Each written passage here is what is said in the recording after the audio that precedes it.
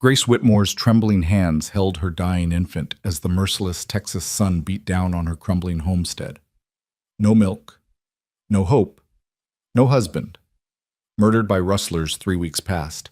She'd already chosen which dress to bury her baby in when hoofbeats shattered the silence of Cedar Creek. A stranger appeared through the dust, leading a milk cow heavy with salvation, but his eyes held secrets darker than the storm clouds gathering on the horizon.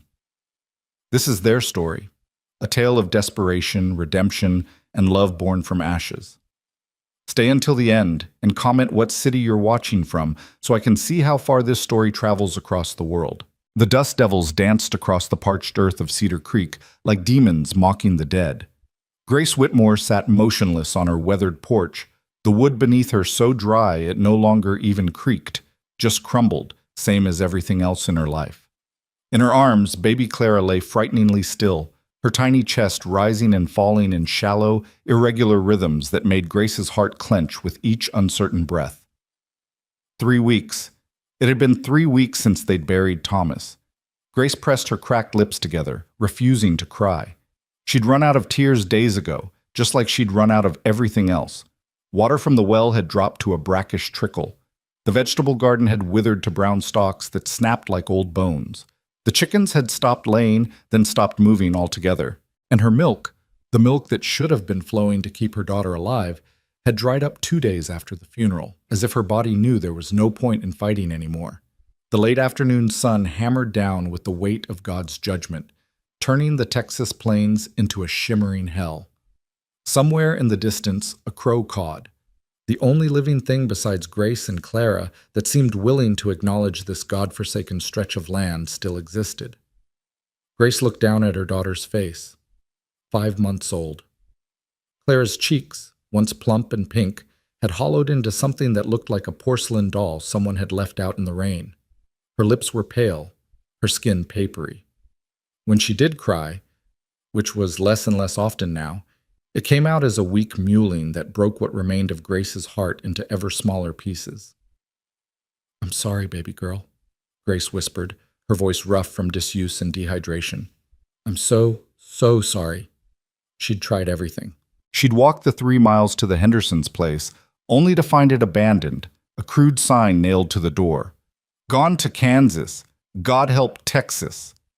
She'd attempted to make a thin gruel from the last of the flour, but Clara couldn't keep it down. She'd even, Lord forgive her, tried to feed the baby water mixed with a few drops of whiskey from Thomas's hidden bottle, hoping it might at least help her sleep through the hunger. It hadn't worked. The town of Cedar Creek was 6 miles east, but it might as well have been 600. Grace's horse had been stolen the same night Thomas was killed, along with their 3 cows and the old mule.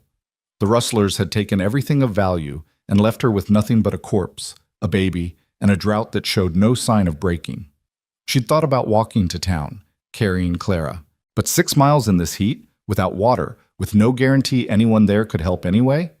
The drought had turned neighbor against neighbor, everyone hoarding what little they had.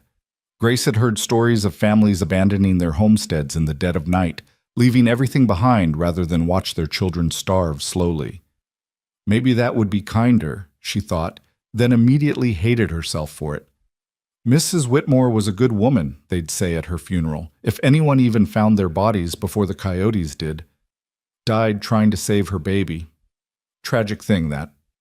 She wondered if anyone in town even remembered she was out here.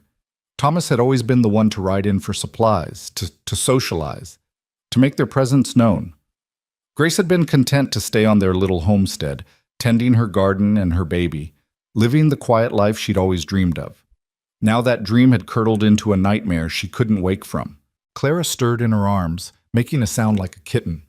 Grace tried to rock her, but the movement felt mechanical, hollow. What comfort could she offer when comfort itself had abandoned them? "Once upon a time," Grace heard herself saying, her voice cracking, "there was a little girl who lived in a house made of sunshine." She'd been telling Clara stories since the day she was born. Fairy tales about princesses and happy endings, about good triumphing over evil, about love conquering all. Thomas used to tease her about it. "Baby can't understand a word you're saying," he'd laugh, his eyes crinkling at the corners the way she'd loved. "She will someday," Grace would reply.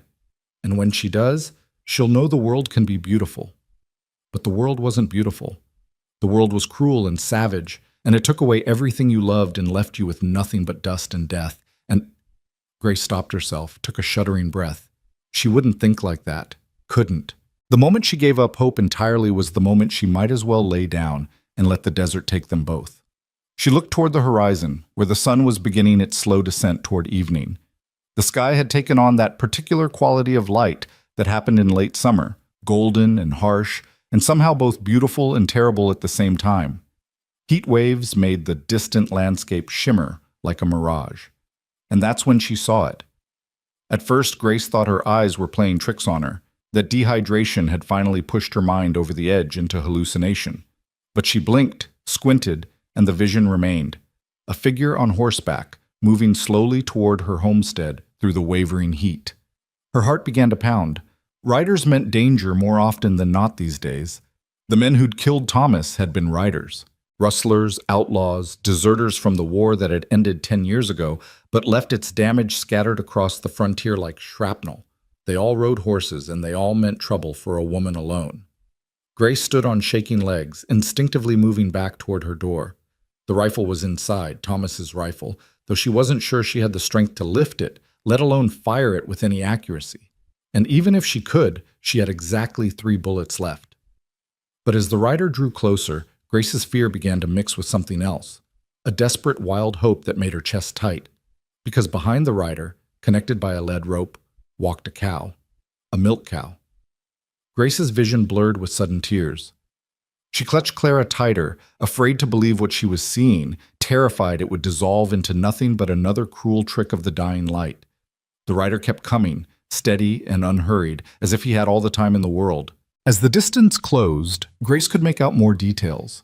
A man, tall and broad-shouldered, sitting easy in his saddle like someone who'd been born on horseback. He wore a wide-brimmed hat pulled low against the sun, a faded blue shirt, and dark pants tucked into worn boots. A bedroll was tied behind his saddle, saddlebags hanging on either side. A drifter, then. Or a cowboy between jobs. Either way, not someone who belonged to Cedar Creek. The cow behind him was a dusty brown color, moving with the placid steadiness of her kind. And unless Grace's desperate mind was inventing details that weren't there, the cow's udder looked full. The rider stopped about 20 feet from the porch. For a long moment, he simply sat there, and Grace got the impression he was taking in the scene before him. The crumbling homestead, the dead garden, the gaunt woman with the dying baby clutched to her chest. Then he dismounted with the fluid grace of someone who'd done it 10,000 times. And for the first time, Grace got a clear look at his face. He was younger than she'd expected. Maybe 30, perhaps a few years older. His hair was the color of sun-bleached wheat, curling slightly at the edges where it escaped his hat. His face was weathered and tanned, with the kind of lines that came from squinting into too many sunrises and sunsets. But it was his eyes that caught her, gray-blue, like the sky before a storm, with a depth that suggested he'd seen things that had marked him in ways both visible and not. "Ma'am," he said, touching the brim of his hat in a gesture of respect that felt almost foreign after weeks of isolation. His voice was deep, quiet, with the slight drawl of someone who'd spent time in both Texas and territories farther north. Grace opened her mouth to respond, but no words came out. Her throat had closed up, whether from disuse or emotion, she couldn't tell. The stranger seemed to understand. He glanced at the baby in her arms, and something shifted in his expression, a tightening around his eyes, a set to his jaw that spoke of recognition. He knew what he was looking at. He'd seen starvation before. "Name's Luke Carver," he said, keeping his voice low and steady, the way you'd talk to a spooked horse. "I've been riding through, looking for work, but I can see—" He paused, choosing his words carefully. "I can see you might need help more than you need a hired hand." Grace finally found her voice, though it came out as barely more than a whisper. "We don't have any money." "Didn't ask for money," Luke replied. He gestured to the cow behind him. "This here's Bessie. She's a good milker, steady temperament. Hasn't been able to drink much the last few days, water's scarce on the trail, but she's got milk to spare." Grace's arms tightened around Clara. "Why?" The word came out sharper than she'd intended. edged with suspicion born of too many hard lessons. Why would you help us? Luke was quiet for a moment, his storm-gray eyes fixed on something in the middle distance. When he spoke again, his voice carried a weight that made Grace understand this man knew about loss. Had a sister once, he said, younger than me by 10 years. Our parents died of cholera when I was 16, left me to take care of her on our homestead in Colorado. I tried my best, but... He paused, jaw working.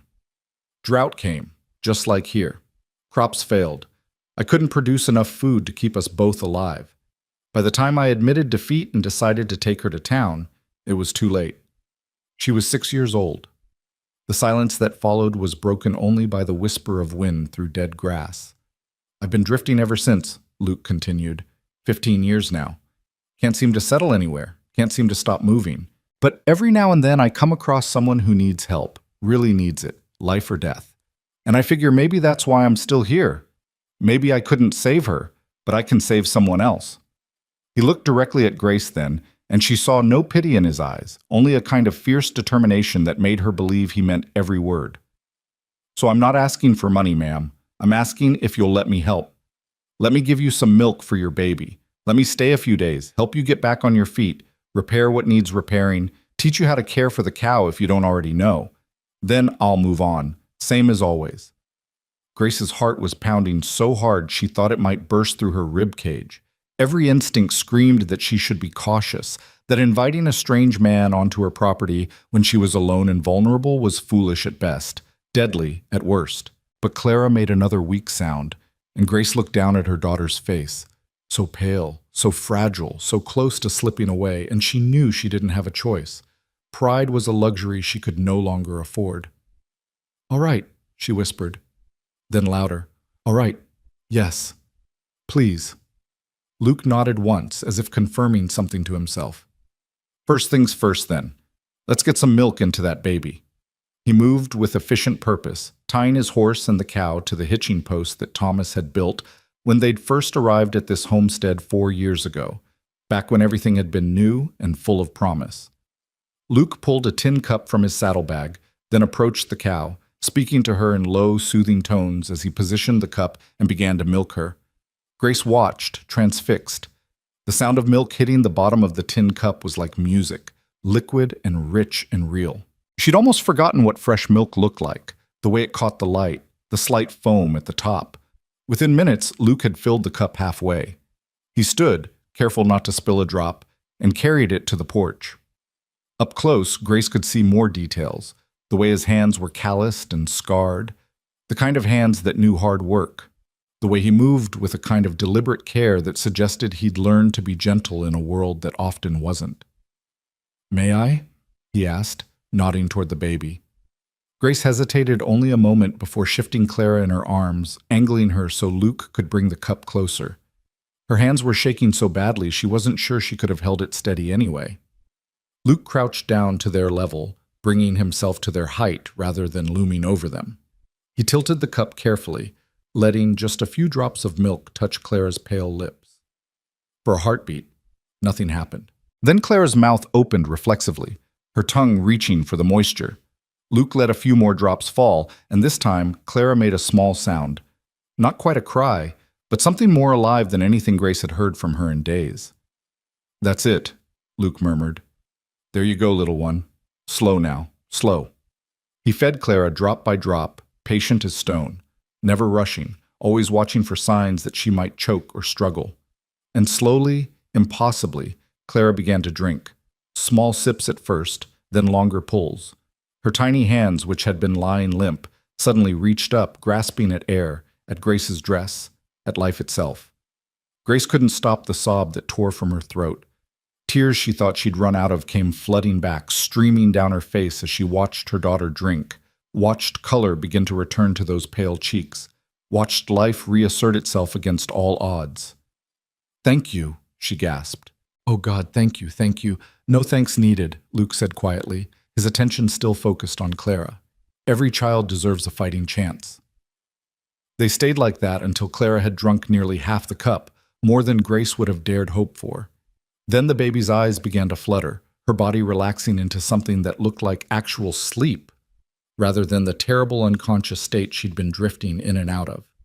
Luke carefully withdrew the cup and stood, backing away to give Grace space. "She'll need more in a few hours," he said. "Little and often. That's the key when they've been without for a while. Too much too fast and she'll just bring it back up." Grace nodded, unable to speak, cradling Clara against her chest and feeling the steady rise and fall of her daughter's breathing, stronger now, more regular. The relief was so intense it was almost painful, like blood returning to a limb that had gone numb. "When did you last eat?" Luke asked. "Femme duck." The question caught Grace off guard. She had to think about it. Yesterday? Day before?" Time had become slippery, meaningless. "There's some flour left, I think. Maybe enough for—" "I've got supplies," Luke interrupted gently. "Trail rations, dried beef, beans, coffee. Nothing fancy, but it'll do. Why don't you go inside with the baby? Let her rest proper. I'll see to the animals, then fix us something to eat." Grace wanted to protest, wanted to say she could manage, wanted to maintain some shred of the independence and capability she'd always prided herself on. But her legs were trembling, her head was swimming, and Clara was finally sleeping peacefully in her arms. "The barn," she said instead. It's mostly intact. There's space for the horses and the cow, and there's a pump out back, though the water's low." "I'll manage," Luke assured her. "You just take care of that little one." Grace turned toward the door, then paused. "Mr. Carver?" "Luke's fine, ma'am." Luke. The name felt strange on her tongue, too familiar, too intimate for a man she'd known for less than an hour. But nothing about this situation was normal anyway. Why milk? I mean, you could have brought water or food, or why specifically a cow? Luke was quiet for a moment, and when he answered, his voice carried that same weight of old grief. "Because," he said, "when my sister was dying, what she needed most, what would have saved her if I'd had it, was milk. Fresh, rich, full of everything a body needs to survive. I swore then that if I ever had the means, I'd never let another child die for lack of it. I bought Bessie 3 months ago, been traveling with her since. When I saw your homestead from the ridge this morning, saw the state of things." He trailed off, then finished simply, "Figured you might need her more than I do." Grace felt something shift in her chest, some small piece of the armor she'd built around her heart these past terrible weeks cracking open. "I don't know how to repay—" "Don't need repayment," Luke cut in, but his voice was kind. "Just need to know I did something right for once. That's payment enough." Grace nodded, not trusting herself to speak again without breaking down entirely. She went inside, leaving the door open behind her, a gesture of trust that surprised her even as she made it. The interior of the house was dim and stuffy after the brightness outside. Grace made her way to the bedroom she'd shared with Thomas, carefully laying Clara in the cradle he'd built with his own hands during the long winter before she was born. The baby stirred but didn't wake, and Grace stood there for a long moment, just watching her daughter breathe. She was still standing there when she heard sounds from outside. The clop of hooves as Luke led the animals to the barn, the creak of leather and jingle of tack being removed, the low murmur of his voice as he spoke to Bessie and his horse. Normal sounds. Sounds of life continuing, of work being done, of the world turning as it should. Sounds she'd thought she might never hear again. Grace moved to the window, peering out through the dusty glass. She could see Luke moving between the barn and the pump, hauling water for the animals with the kind of practiced efficiency that came from years of hard labor. His movements were economical, nothing wasted, nothing hurried. He'd taken off his hat, and his wheat-colored hair caught the late afternoon light. Thomas had been dark-haired with brown eyes that sparkled when he laughed. He'd been shorter, stockier, with a loud voice and an easy manner that drew people to him. Luke was his opposite in almost every way, tall, lean, quiet, with eyes that suggested storm clouds and deep waters. Grace felt a sudden, unexpected pang of guilt. What would Thomas think of her, accepting help from a strange man, letting him stay on their property, trusting him so quickly? Thomas had always been protective, sometimes too much so. He wouldn't have liked this situation at all. But Thomas was dead, killed by men he'd tried to negotiate with, men who'd taken everything and left Grace alone to face impossible choices. And Luke Carver, whatever else he might be, had just saved Clara's life. That had to count for something. Grace forced herself to move, to do something productive, rather than stand at the window watching a stranger work. The house was a disaster. She could see that now with fresh eyes, as if Luke's arrival had somehow given her back the ability to notice her surroundings. Dust covered everything. Dishes sat unwashed in the basin. The floor was gritty with tracked-in dirt. Her dress, the same one she'd been wearing for at least 4 days, was stained and wrinkled. She set about tidying with what little energy she had left, gathering the dishes, sweeping the floor, trying to restore some semblance of order to the chaos her life had become. It felt good to move, to have purpose again beyond simply surviving one more hour. By the time Luke knocked on the doorframe, respectful, not presuming to just enter, Grace had managed to make the main room look almost presentable.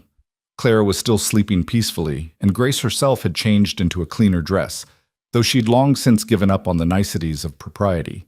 Her hair was pulled back in a simple braid, and she'd washed her face and hands with some of the precious water from the kitchen pitcher. "Don't mean to intrude," Luke said from the doorway, "but I've got some beans cooked if you're hungry." Grace realized suddenly that she was ravenous. "I'll come out," she said. "Let me just check on Clara." The baby was still sleeping, her chest rising and falling with blessed regularity. Grace whispered a prayer of thanks, then joined Luke on the porch. He'd set up a small camp setup just off to the side. A fire ring with rocks pulled from somewhere, a cooking pot suspended over flames, 2 tin plates and cups waiting on a flat rock. The smell of cooking beans and coffee hit Grace like a physical force, making her stomach clench with sudden, desperate hunger. "Sit," Luke said, gesturing to a relatively stable section of the porch. "I'll bring you a plate." Grace wanted to argue, wanted to serve herself, wanted to maintain some shred of her role as the woman of the house. But her legs were shaking again, so she sat. Luke filled a plate with beans, added a piece of dried beef, and brought it to her along with a cup of coffee, so strong she could almost smell the caffeine. Their fingers brushed as he handed over the plate, and Grace was startled by how warm his hands were. "Thank you," she murmured. Luke just nodded and went to get his own plate. They ate in silence for several minutes, Grace shoveling food into her mouth with an urgency that probably looked undignified, but she was beyond caring. The beans were simple, nothing fancy, but they were hot and filling and real. "This is good," she said finally, breaking the silence. "Really good." Luke gave a slight smile. "Cowboy beans. Learn to make them decent or starve on the trail. Not much middle ground." "How long have you been drifting?" Grace asked, surprising herself with the question. 15 years, like I said, since I was 16. Luke stared into his coffee cup. Colorado, New Mexico, Texas, Arizona, Kansas, Nebraska. I've worked ranches all over. Never more than a few months in one place. Something always pulls me on. That must be lonely. Sometimes, he admitted. Other times it's a relief. No attachments means no one to lose. Grace thought about that. But also no one to share anything with. True enough. Luke looked at her then, really looked at her, and Grace felt exposed under that storm-gray gaze. "What about you? How'd you end up out here?" Grace set down her empty plate. She'd cleaned it faster than she'd thought possible. "Thomas and I came out 4 years ago. We were from Missouri originally, but he wanted land of his own, wanted to build something that was ours. This place was available, cheap because of the drought cycles, but Thomas said we could make it work. And we did, for a while. We had a garden, some chickens, 3 cows, made enough to get by. Then," she swallowed hard. 3 weeks ago, rustlers came. Thomas went out to talk to them, tried to negotiate. They shot him, took the animals, left me with Clara and nothing else." "I'm sorry," Luke said quietly, and the way he said it made Grace believe he truly meant it. "The drought got worse after that, like God decided we hadn't suffered enough already." Grace laughed, but it was a bitter sound. "My milk dried up, the garden died. I didn't know what to do." "You survived," Luke said firmly. "That's what you did. You kept yourself and your daughter alive until help could arrive. That takes strength most people don't have." Grace felt tears threatening again. "I was about to give up. Today. If you hadn't come—" "But I did come," Luke interrupted gently. "And tomorrow's a new day. Sometimes that's all we need. One more day, one more chance. They sat in companionable silence as the sun continued its descent, painting the sky in shades of orange and pink that seemed too beautiful for such a harsh landscape. Grace felt something she hadn't felt in weeks. Not quite hope, not yet, but maybe the possibility of hope. The shadow of hope. "Your husband," Luke said after a while. "Where is he buried?" Grace gestured toward a spot about 100 yards from the house, where a simple wooden cross marked the grave she'd dug by herself, crying with every shovelful of earth. "There. I did the best I could." Luke nodded. "I'll pay my respects tomorrow, if that's all right with you." "You don't have to." "I know, but I'd like to." Grace didn't know what to say to that, so she said nothing. Inside the house, Clara began to whimper, a sound that would have terrified Grace an hour ago but now seemed merely normal, the healthy fussing of a baby waking up hungry. "That's my cue," she said, standing. "I'll get more milk ready," Luke offered. They fell into a rhythm then, one that felt both strange and natural. Luke milked Bessie again while Grace changed Clara's diaper and rocked her. Then they met back on the porch, and Luke patiently fed the baby more milk, a little at a time, while Grace watched with her heart in her throat. Clara drank more this time, her small hands grasping at the cup with more strength. When she'd had her fill, Grace burped her and was rewarded with the most normal, mundane baby sound, a little burp followed by what might have been the start of a smile. Grace burst into tears again. Luke, to his credit, didn't comment on it. He just quietly gathered up the dishes and carried them toward the pump to wash them, giving Grace privacy for her breakdown. By the time he returned, Grace had pulled herself together. The sun had set fully now, and stars were beginning to emerge in the darkening sky. So many stars, like diamonds scattered across black velvet. Without the light pollution of cities, the frontier night sky was something to behold. "I'll bed down in the barn," Luke said. "Be out of your way." "You could," Grace started, then stopped herself. What had she been about to say? That he could sleep in the house? That was improper, even dangerous. She didn't know this man. "The barn is fine," she finished lamely. Luke smiled slightly, as if he knew exactly what she'd been thinking. "Barn's more than fine. I've slept in worse places. You and the baby get some rest. I'll be around if you need anything. Just call out." He tipped his hat to her and walked away, disappearing into the darkness toward the barn. Grace watched him go, feeling a confusing mix of relief and disappointment. Inside, she prepared for bed with Clara, laying down on the mattress she'd shared with Thomas. The baby, full and content for the first time in days, settled immediately into deep sleep. Grace lay awake longer, staring at the ceiling, listening to the night sounds outside. For the first time in 3 weeks, she didn't cry herself to sleep. And just before she drifted off, she heard something she'd almost forgotten existed, the distant rumble of thunder on the horizon. The next morning, Grace woke to the smell of coffee and the sound of rain. Rain. She sat bolt upright, hardly daring to believe it. But there it was, the soft patter of water on the roof, the musical sound of it hitting the dry earth, the cool breeze coming through the window carrying the scent of moisture and promise. Grace scrambled out of bed, checking Clara first. The baby was still sleeping peacefully, then rushing to the window. Outside, the world had transformed overnight. The sky was heavy with clouds, and gentle rain fell steadily, turning the dust to mud, filling the empty channels that had forgotten what water felt like. On the porch, Luke stood with his face turned up to the sky, arms spread wide, letting the rain soak him. He looked like a man who'd been wandering in a desert and had finally found an oasis. Grace grabbed a shawl, threw it over her nightgown, and hurried outside. The moment the rain hit her face, she started laughing, really laughing, deep and full and joyous. She'd forgotten what rain felt like, forgotten how it could make everything new again.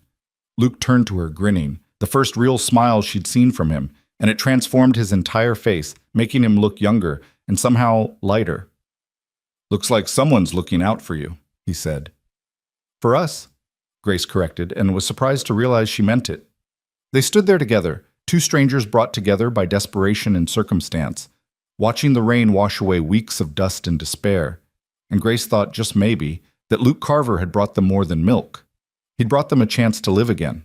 The rain continued through the morning, steady and gentle, as if the sky itself was apologizing for its long absence. Grace stood at her kitchen window, watching Luke work in the drizzle, and felt something shift inside her chest. Not quite trust yet, but the beginning of it, like a seed just starting to crack open underground. He'd been true to his word. After the initial joy of the rainfall had subsided, Luke had set about repairing the roof, climbing up with boards he'd found in the barn and nails from his saddlebag. Grace had protested at first, saying she couldn't ask him to do so much, but he'd simply looked at her with those storm-gray eyes and said, "You didn't ask. I'm offering." Now, as she nursed Clara, the baby finally strong enough to latch properly after 2 more feedings of Bessie's milk, Grace watched Luke move across the roofline with the sure-footedness of someone who'd spent half his life working at heights. His shirt was soaked through, clinging to broad shoulders and a lean frame that spoke of hard work and harder miles. "You're staring, Grace," she muttered to herself, turning away from the window with a flush of embarrassment that she was grateful no one could see. It had been so long since she'd had another adult in her space, she'd forgotten how to act around people.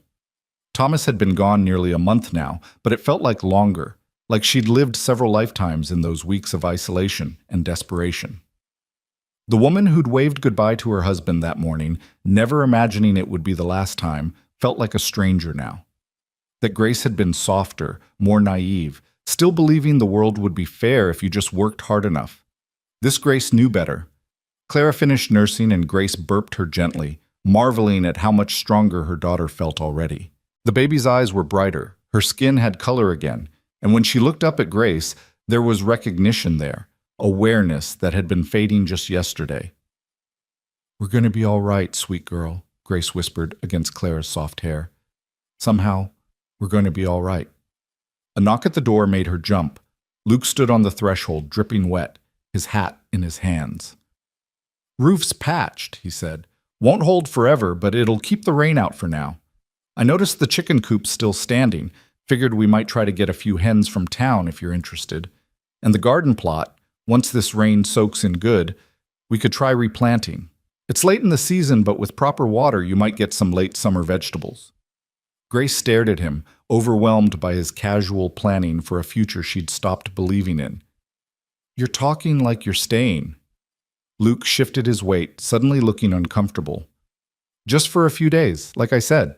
But a few days is enough time to set things right, get you started on the road back to—" "Why?" The question burst out of Grace before she could stop it. "Why are you really doing this? People don't just— Nobody does this. Not without wanting something." For a long moment, Luke was silent, and Grace worried she'd offended him, driven away the only help she had. But then he stepped inside, just over the threshold, careful not to drip on her floor. And when he spoke, his voice carried that weight of old pain she'd heard the day before. "You want the truth, son?" he asked. "Please."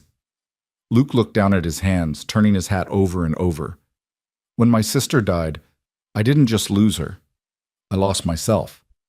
Everything I thought I was, a good brother, a protector, someone who could keep the people he loved safe, all of it died with her. I buried her in a plot outside Denver, and then I just started walking, got on a horse, and never stopped moving." He looked up at Grace then, and she saw something raw in his eyes. "For 15 years, I've been trying to outrun it. The guilt, the failure, the image of her face when she was crying from hunger, and I had nothing to give her. I've worked 100 ranches, helped 100 people with small things, but it never felt like enough. It never made up for the one person I couldn't save." Grace felt her throat tighten. "Luke, yesterday, when I saw you on that porch holding your baby, I saw my sister. I saw myself 15 years ago, desperate and failing and watching someone I loved slip away. And I thought, here it is. Here's a chance to do what I couldn't do then, to be what I wasn't then." He paused, his jaw working. "Maybe it won't change anything. Maybe I'll still be the man who let his sister die. But at least I'll be the man who saved someone else's daughter. That's got to count for something." The silence that followed was heavy with understanding. Grace walked closer to him, Clara in her arms, and when she spoke, her voice was gentle. "Your sister's death wasn't your fault. You were 16 years old, alone, in a drought. You did everything you could. Wasn't enough. It never feels like enough when someone we love dies, Grace said softly. Thomas went out to talk to those rustlers because he thought he could negotiate, thought his words and his decency would appeal to whatever humanity they had left. I begged him not to go. I had a bad feeling, but he kissed my forehead and said, "Grace, we can't live in fear." And he walked out that door. She swallowed hard. For days after, I tortured myself. If I'd begged harder, if I'd hidden his boots, if I'd created some crisis that kept him inside, he'd still be alive. The guilt almost killed me. Luke looked at her, really looked at her, and Grace saw recognition in his eyes. "But you're still here." "Because of her," Grace said, glancing down at Clara. "Because someone had to be. Because giving up would have meant Thomas died for nothing, and I couldn't let that be the end of the story." "That's brave," Luke said quietly. Grace laughed, but it wasn't a happy sound. "It's not brave. It's just the only choice that didn't end with 2 more graves next to his." They stood there, 2 wounded people finding unexpected common ground, until Clara made a small noise and broke the spell. Luke stepped back, putting his hat on. "I should see to the animals," he said. "But Grace, thank you for sharing that. Sometimes it helps, knowing someone else understands." "Same," Grace replied. "And Luke? You're not the man who let his sister die. You're the man who spent 15 years trying to make sure no one else's sister dies the same way. That counts for a lot more than you think." Something shifted in Luke's expression. Not quite a smile, but a softening around the eyes that suggested her words had reached something deep inside him. He nodded once, then turned and walked back out into the rain. Grace watched him go, feeling that seed of trust crack open a little wider. The next few days fell into a rhythm that felt both strange and natural. Luke worked from dawn until dusk, repairing years of neglect that Grace had been too overwhelmed to address even before Thomas died. He fixed the barn door that had been hanging crooked, reinforced the corral fence, cleaned out the well, and got it flowing more freely. He taught Grace how to properly milk Bessie, his hands guiding hers until she got the rhythm right. "Steady pressure, but gentle," he instructed, standing behind her in the barn while rain pattered on the roof. "She'll let you know if you're too rough." Grace concentrated on the task, hyper-aware of Luke's proximity, the warmth of his body behind hers, the low rumble of his voice near her ear. It had been so long since she'd been close to anyone besides Clara, and the sudden rush of awareness caught her off guard. "Like this?" she asked, and was rewarded with a stream of milk hitting the bucket. "Perfect," Luke said, and she heard the smile in his voice. "You're a natural." He stepped back, giving her space, and Grace felt a confusing mix of relief and disappointment. She focused on the milking, trying to ignore the warmth in her cheeks. They talked while they worked, small conversations that gradually grew deeper. Luke told her about the places he'd seen. Mountains in Colorado that touched the clouds, deserts in Arizona where the heat could kill you in hours, plains in Kansas that stretched so far you could see the curve of the earth. Grace told him about Missouri, about the life she'd left behind, about dreams she and Thomas had shared for this homestead. "He wanted to build a bigger house someday," she said one evening as they sat on the porch watching the sunset. Clara was asleep inside, and the world felt peaceful in a way it hadn't for weeks. He had plans drawn up and everything, 4 bedrooms, a proper parlor, a kitchen twice the size of what we have now. He said by the time Clara was grown, we'd have the finest house in Cedar Creek. "Sounds like he was a dreamer," Luke observed.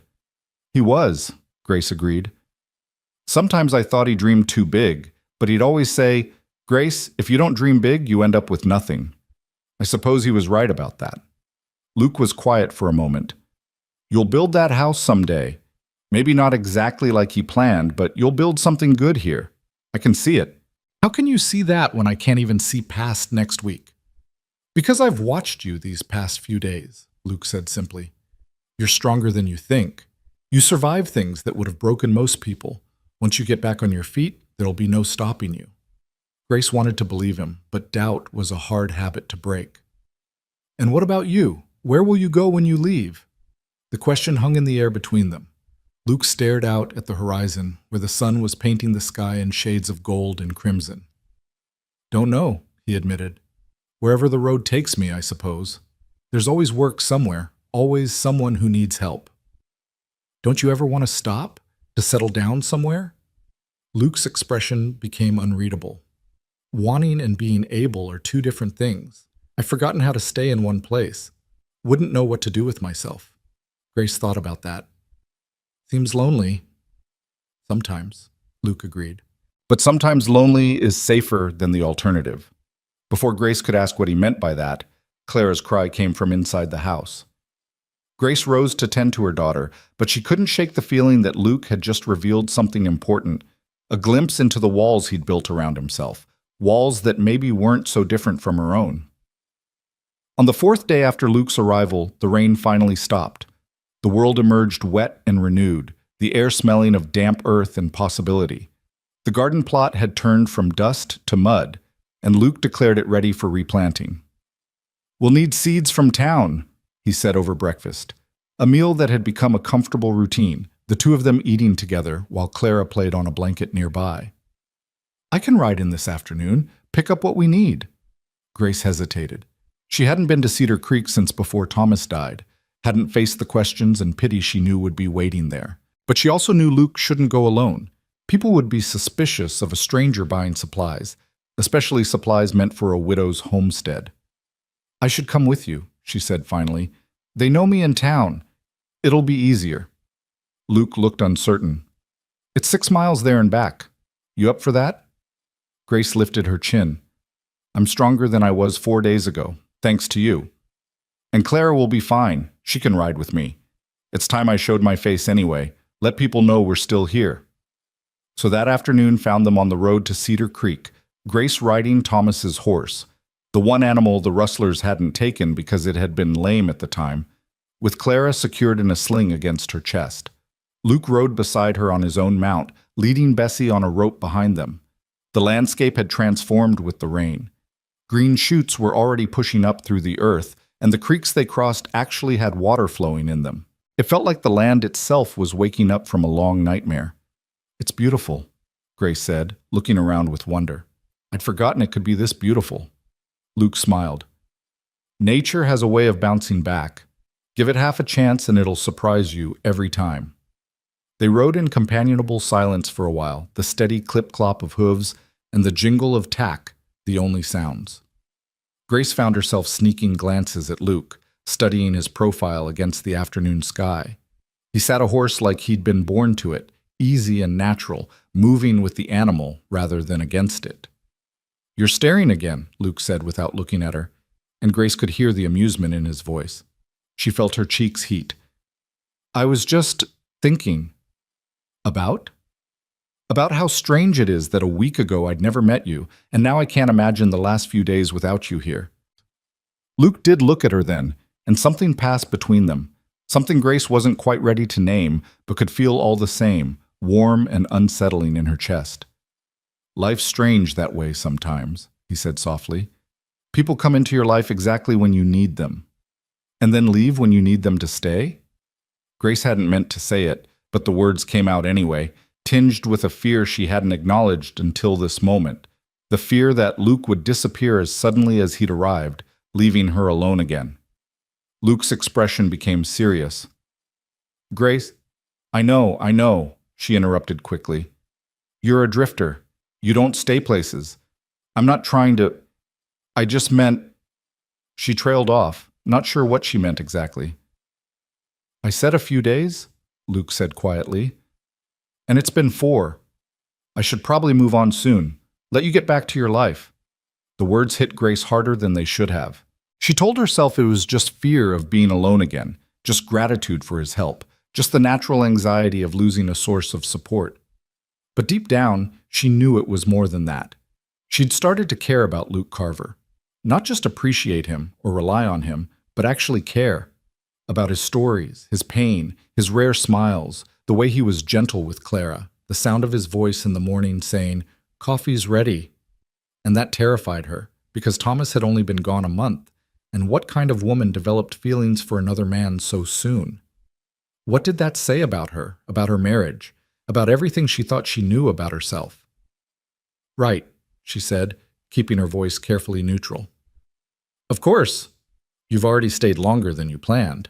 They rode the rest of the way to Cedar Creek in silence, the easy companionship of earlier replaced by an awkwardness that made Grace want to scream. Cedar Creek wasn't much to look at. A single main street with a general store, a saloon, a church, a blacksmith, and a scattering of houses that made up the residential area. But it was civilization, and after weeks of isolation, Grace felt almost overwhelmed by the sight of other people going about their daily lives. The moment they rode into town, heads turned. Grace could feel the stares, hear the whispers starting. "That's the Whitmore widow," someone said. "Heard her husband was killed by rustlers." "Who's that with her?" "Stranger, by the look of him." Grace kept her head high, refusing to show how much the attention bothered her. Luke rode close beside her, his presence both comforting and likely fueling even more speculation. They stopped at the general store, and Grace was grateful when Luke helped her down from the horse with a steady hand and no judgment in his eyes. Clara was awake and looking around curiously, and Grace adjusted the sling to make sure her daughter was comfortable. Inside the store, Martha Henderson, the owner's wife and the town's primary source of gossip, greeted them with wide eyes and poorly concealed curiosity. "Grace Whitmore. We'd heard... Well, we weren't sure..." Martha's eyes darted to Luke, then back to Grace. "How are you, dear? And the baby?" "We're well, thank you," Grace said firmly. "The rain helped considerably. We're here to buy seeds for replanting." Martha's gaze lingered on Luke. "And this is..." "Luke Carver," Luke said, tipping his hat politely. "I've been helping Mrs. Whitmore get her homestead back in order after her loss." The way he said it was perfectly respectful, perfectly innocent, but Grace could see the calculations happening behind Martha's eyes. By tomorrow, the whole town would know that Grace Whitmore had a man staying at her place, and the speculation would be running wild. Part of Grace wanted to explain, to justify, to make sure everyone understood it was all perfectly proper. But another part, a newer, harder part that had been forged in the crucible of the past month, simply didn't care what Martha Henderson or anyone else thought. "We'll need vegetable seeds," Grace said coolly. "Beans, squash, tomatoes if you have them. And some chicken feed. We're hoping to get a few hens started." Martha pulled herself together and began gathering supplies, though her eyes kept drifting back to Luke with undisguised interest. Grace had to admit, objectively, that Luke was the kind of man who drew attention. Tall, handsome in a weathered way, with those unusual gray-blue eyes and that quiet intensity. While Martha wrapped their purchases, the door opened and Reverend Morrison entered, his face lighting up when he saw Grace. "Grace, my dear," he hurried over, taking her free hand in both of his. "We've been so worried about you. When you didn't come to town after Thomas's funeral, we feared the worst." Grace felt a pang of guilt. The Reverend had been kind to her, had buried Thomas with dignity despite the rushed, poorly attended service. "I'm sorry, Reverend. I should have let someone know we were all right. It's been difficult." Of course. The Reverend's eyes, like everyone else's, moved to Luke. "And you've had help, I see." Grace introduced them, watching as the two men shook hands. The Reverend was a good man, she knew, but even he couldn't quite hide his curiosity about the stranger who'd appeared in their grieving widow's life. "Mr. Carver has been extraordinarily kind," Grace said, hearing the defensive edge in her own voice. "He's helped repair the homestead and taught me how to care for the milk cow he generously provided. Without his assistance, Claire and I wouldn't have survived." The Reverend's expression softened with genuine concern. "Things were that dire?" Grace nodded, suddenly fighting tears. "Very nearly. But the Lord provided, as you always say."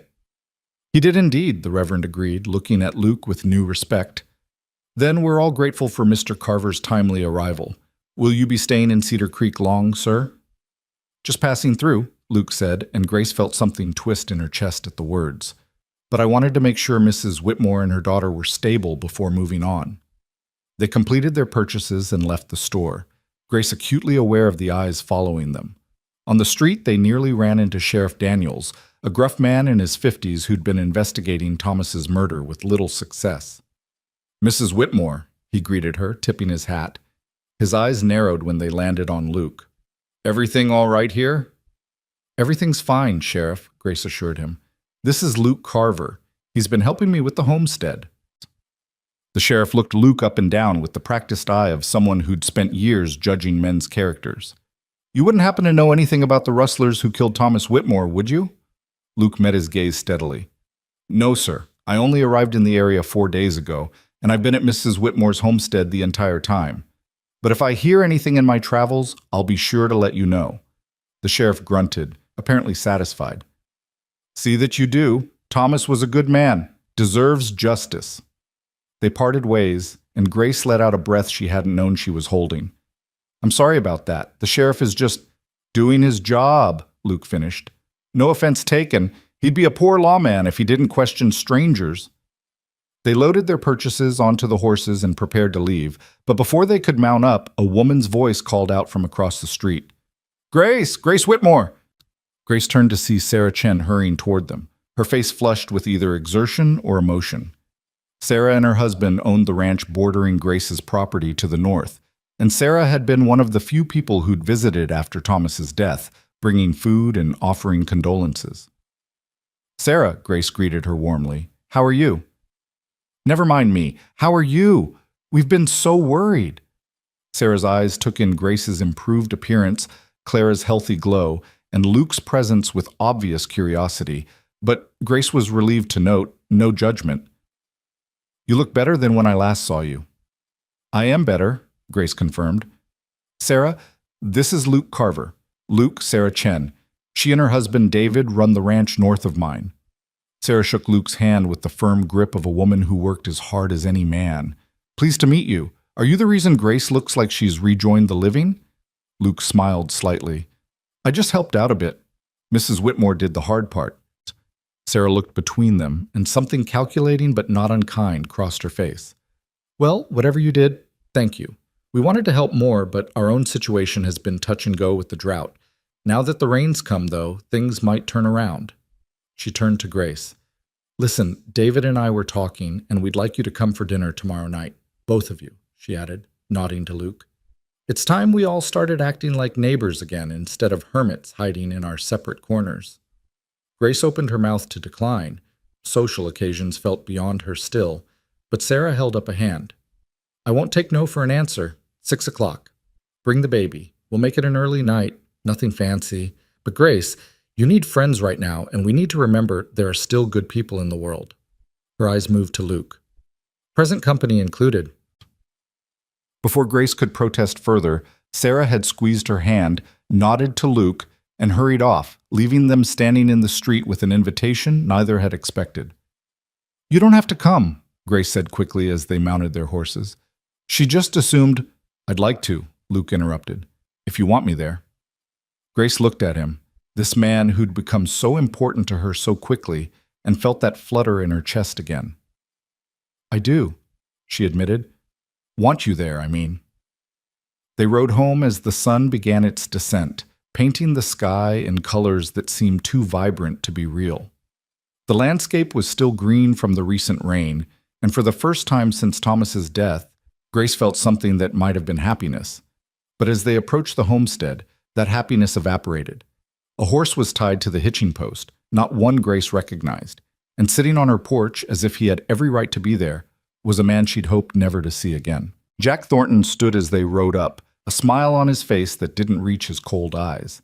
He was a big man, broad and tall, with dark hair and a beard that couldn't hide the cruelty in the set of his mouth. He owned the largest ranch in the area and had been pressuring Thomas for months to sell their land before he died.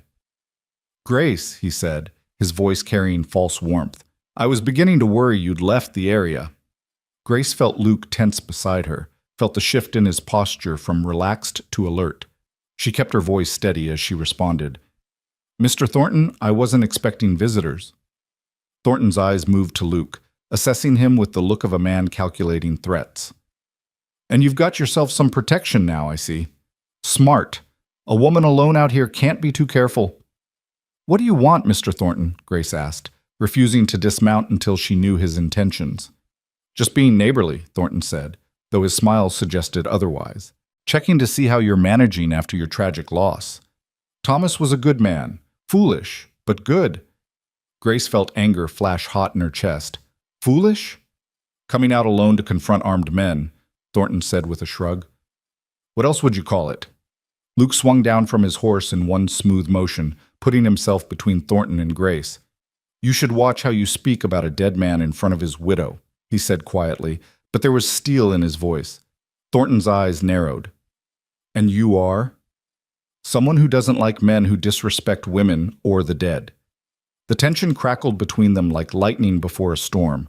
Grace quickly dismounted, clutching Clara close, and stepped forward. Mr. Thornton, I appreciate your concern, but as you can see, we're managing fine. Now, if you'll excuse us, we've had a long day. Thornton's smile turned sharp. Of course. But Grace, before I go, my offer still stands. I'm willing to buy your land, give you enough money to start fresh somewhere easier. A young widow with a baby shouldn't be trying to work a homestead alone. It's not safe, not practical. I'm not alone, Grace said firmly, and I'm not selling. Think about it, Thornton pressed. Thomas is gone. This land nearly killed you. Take the money, go back east. Give your daughter a proper life. My daughter's life is here, Grace snapped, her patience finally breaking. This is her father's land, her inheritance. I'm not selling it to you or anyone else. Thornton's expression hardened. You're making a mistake, Grace. This land is too much for a woman on her own. Eventually you'll see that. Better to sell now while you still have a choice. He untied his horse and swung into the saddle, looking down at them with something that might have been pity or threat.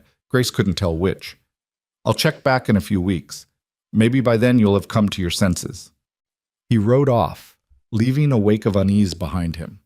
Grace stood trembling, fury and fear warring inside her. Who was that? Luke asked, his voice still carrying that dangerous edge. Jack Thornton. He owns the biggest ranch in the county, and he's been trying to buy our land for over a year. Thomas kept refusing, and now... She trailed off, a terrible thought occurring to her. Luke, you don't think that he had something to do with your husband's death? Luke finished grimly. The thought crossed my mind. Men have killed for land before. Grace felt sick. But he's respected in town. He sits on the church board. He couldn't... Respected men can be the worst kind of evil, Luke said. They know how to hide it better. He looked at her seriously. Grace, has he threatened you before? Not directly. But he was persistent with Thomas, kept raising his offer, kept talking about how dangerous it was out here, how we should leave while we could. She hugged Clara tighter. After Thomas died, I thought he'd leave me alone. But if he's still pushing, then he's not going to give up easily. Luke's jaw was tight. Maybe I should stay a while longer, just until we're sure he's not going to cause trouble. Grace's heart leaped at the words, even as her mind screamed caution. You don't have to do that. You've already done so much. I want to, Luke said, and the intensity in his eyes made Grace's breath catch. If Thornton had anything to do with your husband's death, if he's planning something, I won't leave you and Clara vulnerable. They stood there in the gathering dusk, the weight of unspoken things hanging between them. Finally, Grace nodded. Okay, she whispered. Stay, please. That night, after Clara was asleep and the animals were fed, Grace and Luke sat on the porch again, but the easy peace of previous evenings was gone, replaced by a tension that had nothing to do with Jack Thornton. Tell me about your sister, Grace said finally, needing to break the silence. What was her name? Luke was quiet for so long, Grace thought he wouldn't answer. Then, Emma. Her name was Emma. She had blonde hair like sunshine, and she laughed at everything. Used to follow me around the homestead like a baby duck, asking a million questions about everything she saw. His voice carried such tenderness and pain that Grace felt tears prick her eyes. She sounds wonderful. She was. Luke stared out at the darkness. After our parents died, I tried to be everything for her. Mother, father, brother, friend. But I was just a kid myself trying to run a homestead I barely understood. When the drought hit, I made bad decisions. Planted the wrong crops, didn't save enough supplies. By the time I realized how bad things were, it was too late. How old was she when she died? 6. The word came out broken. She died 3 days before her 7th birthday. I'd promised her a cake, even though we had no ingredients. She just smiled and said it was okay, that she wasn't hungry anyway. His hands clenched into fists. She was starving, and she was comforting me. Grace reached out without thinking, covering his fist with her hand. Luke looked down at their joined hands, then up at her face, and something passed between them. Understanding, shared grief, and something more, something that made Grace's heart race. "You were a child trying to survive an impossible situation," she said softly. "Emma knew you loved her. That's what mattered." "Did it?" Luke's voice was raw. "She still died. And you're still trying to save every other Emma you meet." Grace squeezed his hand. "That has to mean something." Luke turned his hand over, lacing his fingers through hers, and Grace felt the touch all the way to her core. They sat like that, hands joined, until the moon rose full and bright over the Texas plains. Finally, Luke spoke again. "I should go to the barn." But he didn't move, and neither did Grace. "Luke," she whispered, "I'm glad you stayed. Not just because of Thornton, because it feels right you being here." His thumb traced circles on the back of her hand. "Grace, your husband has only been gone a month." "I know," she interrupted. "Believe me, I know.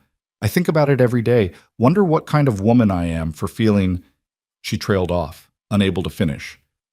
"For feeling what?" Luke's voice was barely audible. Grace took a breath, gathered her courage. "For feeling less alone when you're here? For looking forward to hearing your voice in the morning?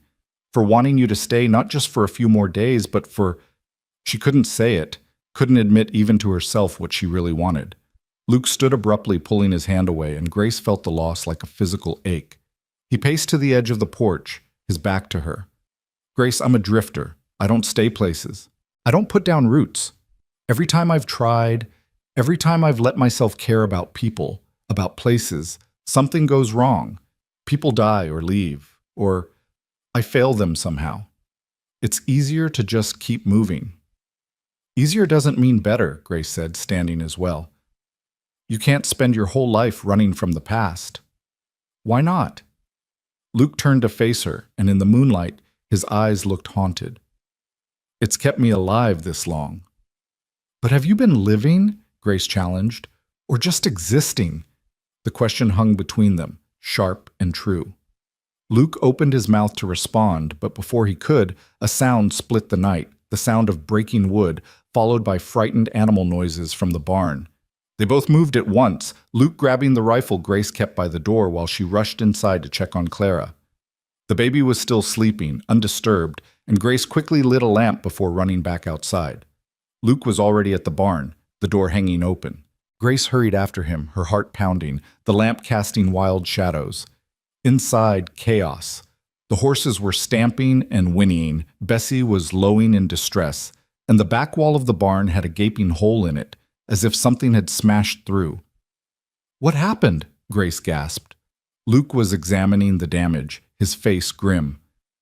"Someone tried to spook the animals, probably hoping they'd run off. See these marks? Someone took an axe to the wall, then made noise to scare them." Grace felt cold fear wash over her. "Thornton." "Can't prove it," Luke said, "but the timing is suspicious." He turned to her and his expression was fierce. "Grace, this is serious. If he's willing to sabotage your property, he might escalate. You and Clara aren't safe here alone." "I know," Grace whispered, looking at the destruction around them. "I know."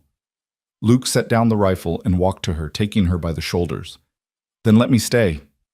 Let me help you. Not just for a few days.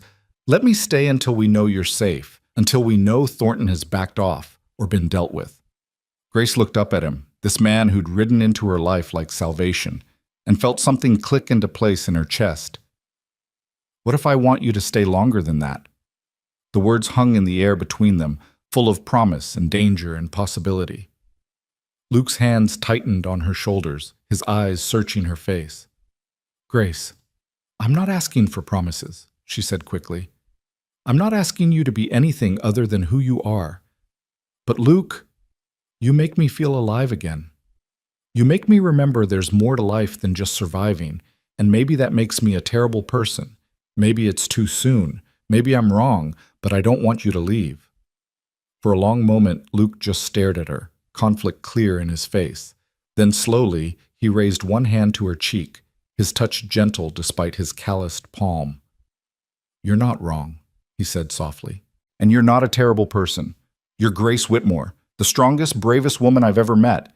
And if I stay, if I let myself care about you and Clara the way I'm already starting to, I don't know if I'll be able to leave when the time comes." "Then don't," Grace whispered.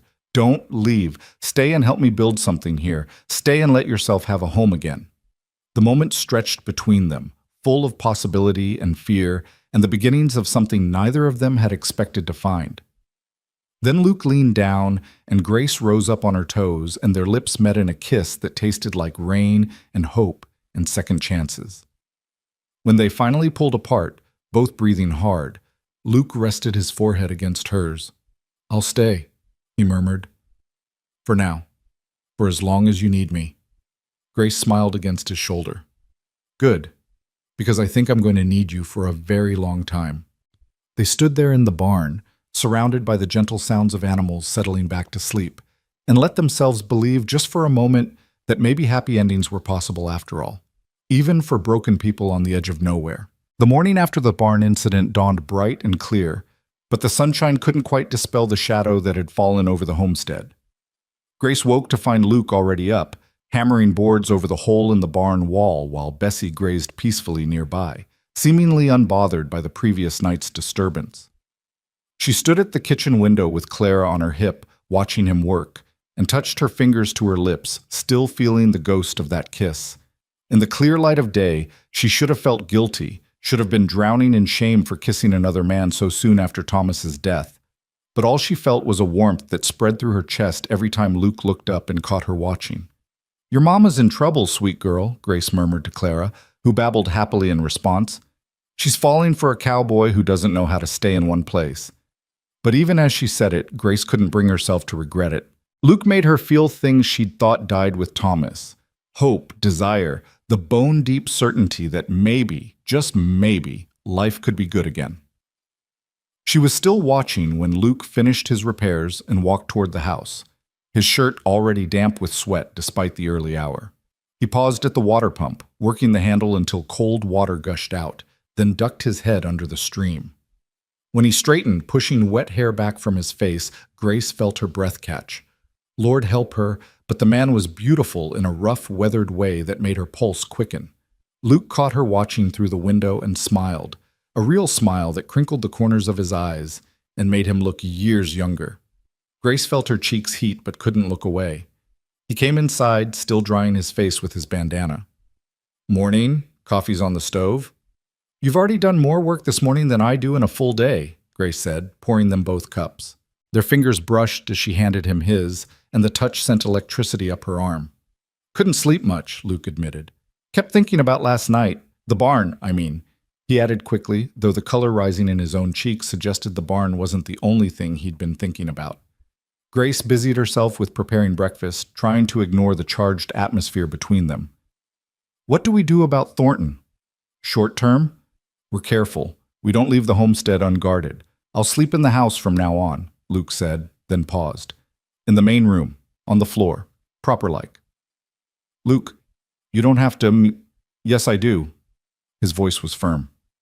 "If Thornton or his men come back, I need to be close enough to respond fast. And Grace, people in town are already talking. We both know it. I won't give them more ammunition by doing anything that could damage your reputation." Grace wanted to argue that she didn't care what people thought, but that wasn't entirely true, not for her own sake, but for Clara's. Her daughter would grow up in this community, and the things people said about Grace would follow Clara for years. "All right," she agreed, "but you're not sleeping on the floor. We have Thomas's old bedroll. It's in the chest in the bedroom." They fell into the rhythm of breakfast, but the ease of previous mornings had been replaced by an awareness that made every accidental touch feel significant. Grace burned the eggs twice before finally getting them right, too distracted by Luke's presence to focus properly. "You nervous about tonight?" Luke asked as they ate. "The dinner at the Chen's?" Grace had almost forgotten about Sarah's invitation. "A little. I haven't been social since it happened. I don't know how to make small talk anymore. Don't know how to pretend everything's normal when it's not." "Then don't pretend," Luke said simply. "The Chens seem like good people, real people. They'll understand." "What about you? Are you nervous?" Luke considered the question, more curious than nervous. I haven't sat down to a proper dinner with other people in, I can't remember how long. Might have forgotten my table manners. Grace smiled despite herself. Somehow, I doubt that. They spent the rest of the morning working on the garden, turning the rain-softened soil and planting the seeds they'd bought in town. Luke showed Grace how to create proper furrows, how deep to plant each type of seed, how to space them for optimal growth. My father taught me this, he said as they worked side by side. Before he died, before everything went wrong, he used to say that a good garden was the difference between thriving and just surviving. He was right, Grace said, patting soil over bean seeds. Thomas and I had a beautiful garden our first 2 years here. Then the drought came and… She shrugged. We survived? Barely. You'll have a beautiful garden again, Luke assured her. With the rain that came and proper care, you'll have vegetables by late summer, maybe even enough to sell some in town. Grace liked the way he said you'll, as if he'd be there to see it. She didn't let herself think too hard about what would happen when Luke eventually left. For now, he was here, and that was enough. They worked in comfortable silence, the sun warm on their backs, Clara sleeping peacefully in a basket under the shade of the porch. Grace found herself stealing glances at Luke, watching the way he moved, the concentration on his face as he worked, the gentleness in his hands despite their roughness. You're staring again, Luke said without looking up, but she heard the smile in his voice. Can't help it, Grace replied, emboldened by the intimacy of the moment. You're worth staring at. Luke did look up then, his eyes meeting hers with an intensity that made her heart race. Grace Whitmore, are you flirting with me? Maybe, she admitted, feeling bold and reckless in a way she hadn't felt since she was a young woman courting Thomas. Is it working? Luke set down his trowel and stood, moving around the garden bed until he was standing in front of her. He reached out, tucking a strand of hair that had escaped her braid behind her ear. Dangerously well, he murmured. They stood there, barely a breath apart, and Grace thought he might kiss her again. She wanted him to, wanted it with an intensity that should have shocked her, but somehow didn't. But then Clara let out a small cry from the porch, and the moment broke. Luke stepped back, clearing his throat. I should, check on the animals. Right, Grace agreed, her voice breathier than she'd intended. And I should feed Clara. They moved apart, both acutely aware of what had almost happened, what was building between them like a storm gathering on the horizon. That afternoon, Grace prepared for the dinner at the Chens with more care than she'd taken with her appearance in months. She had only 2 decent dresses left. Most of her clothes had been worn threadbare from hard work and harder times. She chose the blue calico, the one Thomas had always said brought out her eyes, then immediately felt guilty for thinking about wearing it for Luke to see. You're allowed to move on, she told her reflection in the small mirror above the wash basin. Thomas wouldn't want you to mourn forever. But was a month long enough? Was a year? How long was a widow supposed to wait before her heart was allowed to feel something for someone else? Grace didn't have answers, so she pushed the questions aside and focused on making herself presentable. She washed her hair in rainwater collected from the recent storm, braided it into a crown around her head, and even pinched her cheeks to bring some color to them. When she emerged from the bedroom with Clara freshly changed and dressed in her best gown, Luke was waiting on the porch in clothes Grace hadn't seen before. Clean dark pants, a white shirt that looked freshly laundered, and a vest that brought out the gray-blue of his eyes. He'd shaved and combed his hair, and Grace's breath caught at the sight of him. You look beautiful, Luke said, his voice rough with sincerity. You clean up pretty well yourself, Grace managed, feeling suddenly shy. They rode to the Chen's ranch as the sun began its descent, painting the sky in shades of gold and rose. Clara rode in the sling against Grace's chest, awake and alert, taking in the world with wide eyes. Luke rode beside them, close enough that their legs occasionally brushed, each touch sending sparks through Grace's body. The Chen ranch was larger than Grace's homestead, with a proper house made of timber rather than sod, a big barn, and several outbuildings. Horses grazed in a green pasture, evidence that the Chens had been better prepared for the drought than most of their neighbors. Sarah Chen met them at the door, her face lighting up with genuine warmth. She was a small woman, barely 5 feet tall, with dark hair pulled back in a practical bun and eyes that missed nothing. Her husband David stood behind her, a tall, quiet man with sun-weathered skin and calloused hands that spoke of hard work. "Grace, Mr. Carver, come in, come in!" Sarah ushered them inside, immediately reaching for Clara. "Oh, let me hold this sweet baby. Grace, she's gotten so much bigger since I last saw her." The interior of the Chen home was warm and welcoming, with handmade quilts on the furniture and the smell of home cooking filling the air. Grace felt something loosen in her chest, a tension she hadn't realized she'd been carrying. "Thank you for having us," Luke said, shaking David's hand. "It's kind of you to include a stranger." "Any friend of Grace's is welcome here," David replied in his quiet way. "Besides, we hear you've been helping her get back on her feet. That makes you all right in our book." They settled around the dinner table, a solid piece of oak that David had built himself, according to Sarah, and Grace felt tears prick her eyes at the simple normalcy of it all. Breaking bread with friends, sharing a meal, engaging in easy conversation, she'd forgotten how much she needed this. Sarah had prepared a feast by frontier standards: roasted chicken, fresh bread, vegetables from their garden that had somehow survived the drought, and even a berry pie for dessert. As they ate, the conversation flowed naturally.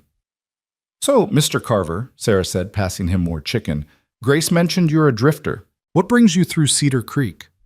"Just luck, I suppose," Luke replied. "Or providence, depending on how you look at it.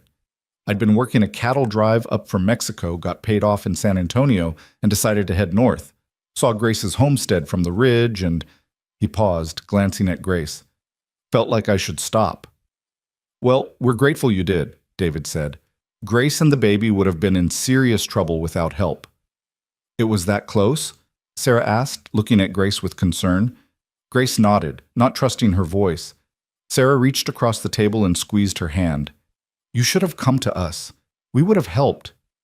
"I know," Grace whispered. I couldn't seem to do anything but survive day to day. Even thinking about the 6-mile ride to your place felt impossible." "The drought nearly broke us all," David said grimly. "We lost half our herd. Had to shoot 3 horses that went lame from lack of water. There were days I thought about giving up, selling everything, and heading back to California." "What stopped you?" Luke asked. David looked at Sarah, and something passed between them, a look of such deep understanding and love that Grace felt her throat tighten. "We decided we'd rather fail together here than succeed separately somewhere else. This land is ours. We've put too much of ourselves into it to walk away." "That's exactly how Thomas felt," Grace said. "He used to say this homestead was more than just land. It was proof that we could build something lasting, something to pass down to Clara and her children." "And you will," Sarah said firmly. "Now that the rains come, now that you have help, you'll rebuild. The garden will grow, you'll get more animals, and in a few years, this will all feel like a bad dream." Grace wanted to believe her, but doubt still lingered. "Sarah, there's something you should know. Jack Thornton came by yesterday. He's still pushing me to sell." The temperature in the room seemed to drop. David and Sarah exchanged worried glances. "He came to your place?" David asked. "What did he say?" "The usual," Grace replied. "That I can't manage alone, that I should take his offer and leave. But there was something in the way he said it, almost like a threat." "He's been circling that property since before Thomas died," Sarah said, her voice tight with anger. "He's wanted to expand his ranch eastward for years, and Grace's land is right in the middle of where he wants to go."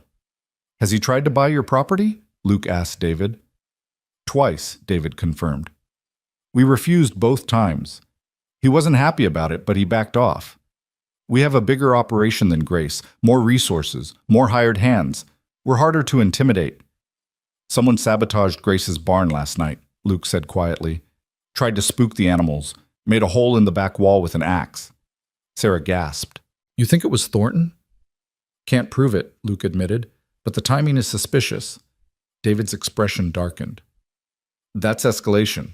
If he's willing to do property damage, what's next?" "That's what worries me," Luke said, "which is why I'm staying on for a while, until we're sure Grace and Clara are safe." Sarah looked between Luke and Grace with knowing eyes, and Grace felt her cheeks heat. But Sarah's expression wasn't judgmental. If anything, she looked pleased. "Good," Sarah said firmly. "Grace needs someone on her side, someone who isn't afraid of Thornton." "You think he had something to do with Thomas's death?" Grace asked, voicing the fear that had been growing in her mind. "Sarah, David, tell me honestly, do you think Thornton killed him?" The silence that followed was heavy with unspoken thoughts. Finally, David spoke. "I think Thornton wanted Thomas dead. Whether he pulled the trigger himself or hired someone to do it, I don't know. But Grace, the timing was too convenient. Thomas refuses to sell, and 3 weeks later he's killed by rustlers who happen to steal everything of value but leave no other trace. No one saw them come or go. No one's heard anything about them selling stolen cattle in nearby towns, and the sheriff's investigation went nowhere fast. David thinks Thornton has Sheriff Daniels in his pocket," Sarah added quietly. "I'm not sure I agree, but I can't deny it looks suspicious." Grace felt cold spreading through her chest. "If that's true, if Thornton really killed Thomas, then Clara and I are in more danger than I thought. He won't stop until he gets what he wants." "Then we make sure he doesn't get it," Luke said, his voice carrying a steel that made everyone look at him. "We protect the homestead, we protect Grace and Clara, and we find proof of what Thornton's done. If we can prove he was behind Thomas's murder, even a compromised sheriff will have to act." "That's easier said than done," David cautioned. "Thornton's careful. He doesn't leave evidence, and he has money, enough to buy silence, enough to buy loyalty." "Everyone has a weakness," Luke said. "We just have to find his." They talked late into the evening, making plans, discussing strategies. By the time Grace and Luke prepared to leave, they had a loose alliance. The Chens would keep their ears open for any information about Thornton, would provide backup if needed, and would check on Grace's homestead regularly. "Thank you," Grace said, hugging Sarah tightly at the door. "For everything. For the meal, for the friendship, for believing me about Thornton." "You're not alone anymore," Sarah whispered back. "Remember that. You have us, and you have him." She nodded toward Luke, who was talking with David near the horses. "And Grace? Don't feel guilty about being happy again. Thomas loved you too much to want you to spend the rest of your life grieving." Grace's eyes filled with tears. "Is it that obvious?" "To someone who's been watching? Yes," Sarah smiled. "And for what it's worth, I think he's good for you. You look more alive than you have in months." The ride home was quiet, both Grace and Luke lost in their own thoughts. Clara slept against Grace's chest, her small body warm and trusting. The night was beautiful, the sky full of stars, but Grace couldn't shake the cold fear that had settled in her bones. If Thornton had killed Thomas, what would stop him from killing her? From hurting Clara? From destroying everything they'd built? "Stop," Luke said softly, as if reading her thoughts. "I can hear you spiraling from here." "I'm scared," Grace admitted. "What if we can't stop him? What if he wins?" Luke reached over and took her hand, lacing his fingers through hers. "Then we'll cross that bridge when we come to it. But Grace, I meant what I said. I'm not going anywhere. Not while you and Clara are in danger." "What if he comes after you?" "Let him try," Luke said, and there was something dangerous in his voice. "I'm not Thomas. I won't go out alone trying to negotiate. If Thornton wants a fight, he'll get one." They reached the homestead and Luke helped Grace down from her horse, his hands lingering on her waist longer than strictly necessary. In the moonlight, his eyes looked almost silver. "Thank you," Grace said, "for staying, for helping, for making me feel like maybe things can be okay again." "Grace," Luke murmured, raising one hand to cup her cheek, "you're making it very hard for me to keep my distance." "Then don't," Grace whispered, rising up on her toes to close the distance between them. Their second kiss was different from the first, less desperate, more deliberate. Luke's arms came around her, careful of Clara sleeping between them, and Grace melted into him, letting herself feel everything she'd been holding back. Want, need, hope, desire. It all rushed through her like a river breaking through a dam. When they finally pulled apart, both breathing hard, Luke rested his forehead against hers. "This is complicated," he said. "I know. People will talk. I know. Your husband's only been dead a month." "I know," Grace repeated, then pulled back to look him in the eye. "But Luke, I can't pretend I don't feel this. I can't pretend you're just someone helping out of the goodness of your heart. You mean more to me than that. Already. And maybe that makes me a terrible person. It doesn't, Luke interrupted fiercely. It makes you human. It makes you someone who's been through hell and is brave enough to reach for happiness when it's offered. Is that what you're offering? Grace asked, hardly daring to hope. Happiness? Luke looked torn, conflict clear on his face. I don't know if I know how to offer that. I've spent 15 years running from everything, everyone. I don't know how to be the kind of man you deserve. Stable, settled, someone you can count on. You've been all of those things for the past week, Grace pointed out. You've been more reliable, more present, more real than anyone in my life right now. For a week, Luke stressed. But what about a month from now? A year? What if I wake up one morning with that old restlessness, that need to move, and I leave? What if I hurt you worse than you're already hurting? Grace considered his words carefully. What if you don't? What if you find out that staying is better than running? That having a home, having people who care about you, having a purpose, what if that's what you've been looking for all these years? Luke looked at her like she'd just offered him something precious and terrifying. You're asking me to take a leap of faith. No, Grace corrected. I'm asking you to take it one day at a time. Stay tomorrow, then the day after that, and the day after that. Don't think about forever. Just think about right now, this moment, and whether you want to be here or somewhere else. I want to be here, Luke said without hesitation. With you and Clara, that's the truth. Then that's enough, Grace said simply. For now, that's enough. They went inside together, and Luke set up his bedroll in the main room while Grace put Clara down in her cradle. When she emerged from the bedroom, Luke was sitting on the floor with his back against the wall, looking lost in thought. Grace sat down next to him, close enough that their shoulders touched. Tell me something true, she said. Something you've never told anyone. Luke was quiet for a long moment. I'm tired, he said finally. I'm so tired of moving, of never having a place to call home, of waking up in different towns and not remembering where I am for the first few minutes. I'm tired of being alone. I'm tired of pretending that's what I want. Grace took his hand, holding it between both of hers. Then stop. Stop pretending. Stop running. Let yourself rest. What if I don't remember how? Then I'll teach you, Grace said. Just like you taught me how to milk Bessie, how to plant a garden, how to hope again. I'll teach you how to stay. Luke looked at her, and Grace saw something crack in his expression, some long-held defense finally giving way. He pulled her close, wrapping his arms around her, and Grace went willingly, resting her head on his chest and listening to the steady beat of his heart. They stayed like that for a long time, two broken people holding each other together, until Grace finally pulled back. I should let you sleep, she said reluctantly. Grace, Luke said, catching her hand as she started to stand. Thank you for seeing something in me worth saving. Thank you for the same, Grace replied. She went to her bedroom but left the door open, a small gesture that said, I trust you. I want you near. You're safe here. And for the first time since Thomas died, Grace fell asleep feeling like maybe, just maybe, everything would be all right. The next few days passed in a pattern of growing intimacy and shared purpose. Luke and Grace worked side by side, repairing the homestead, tending the garden, caring for the animals.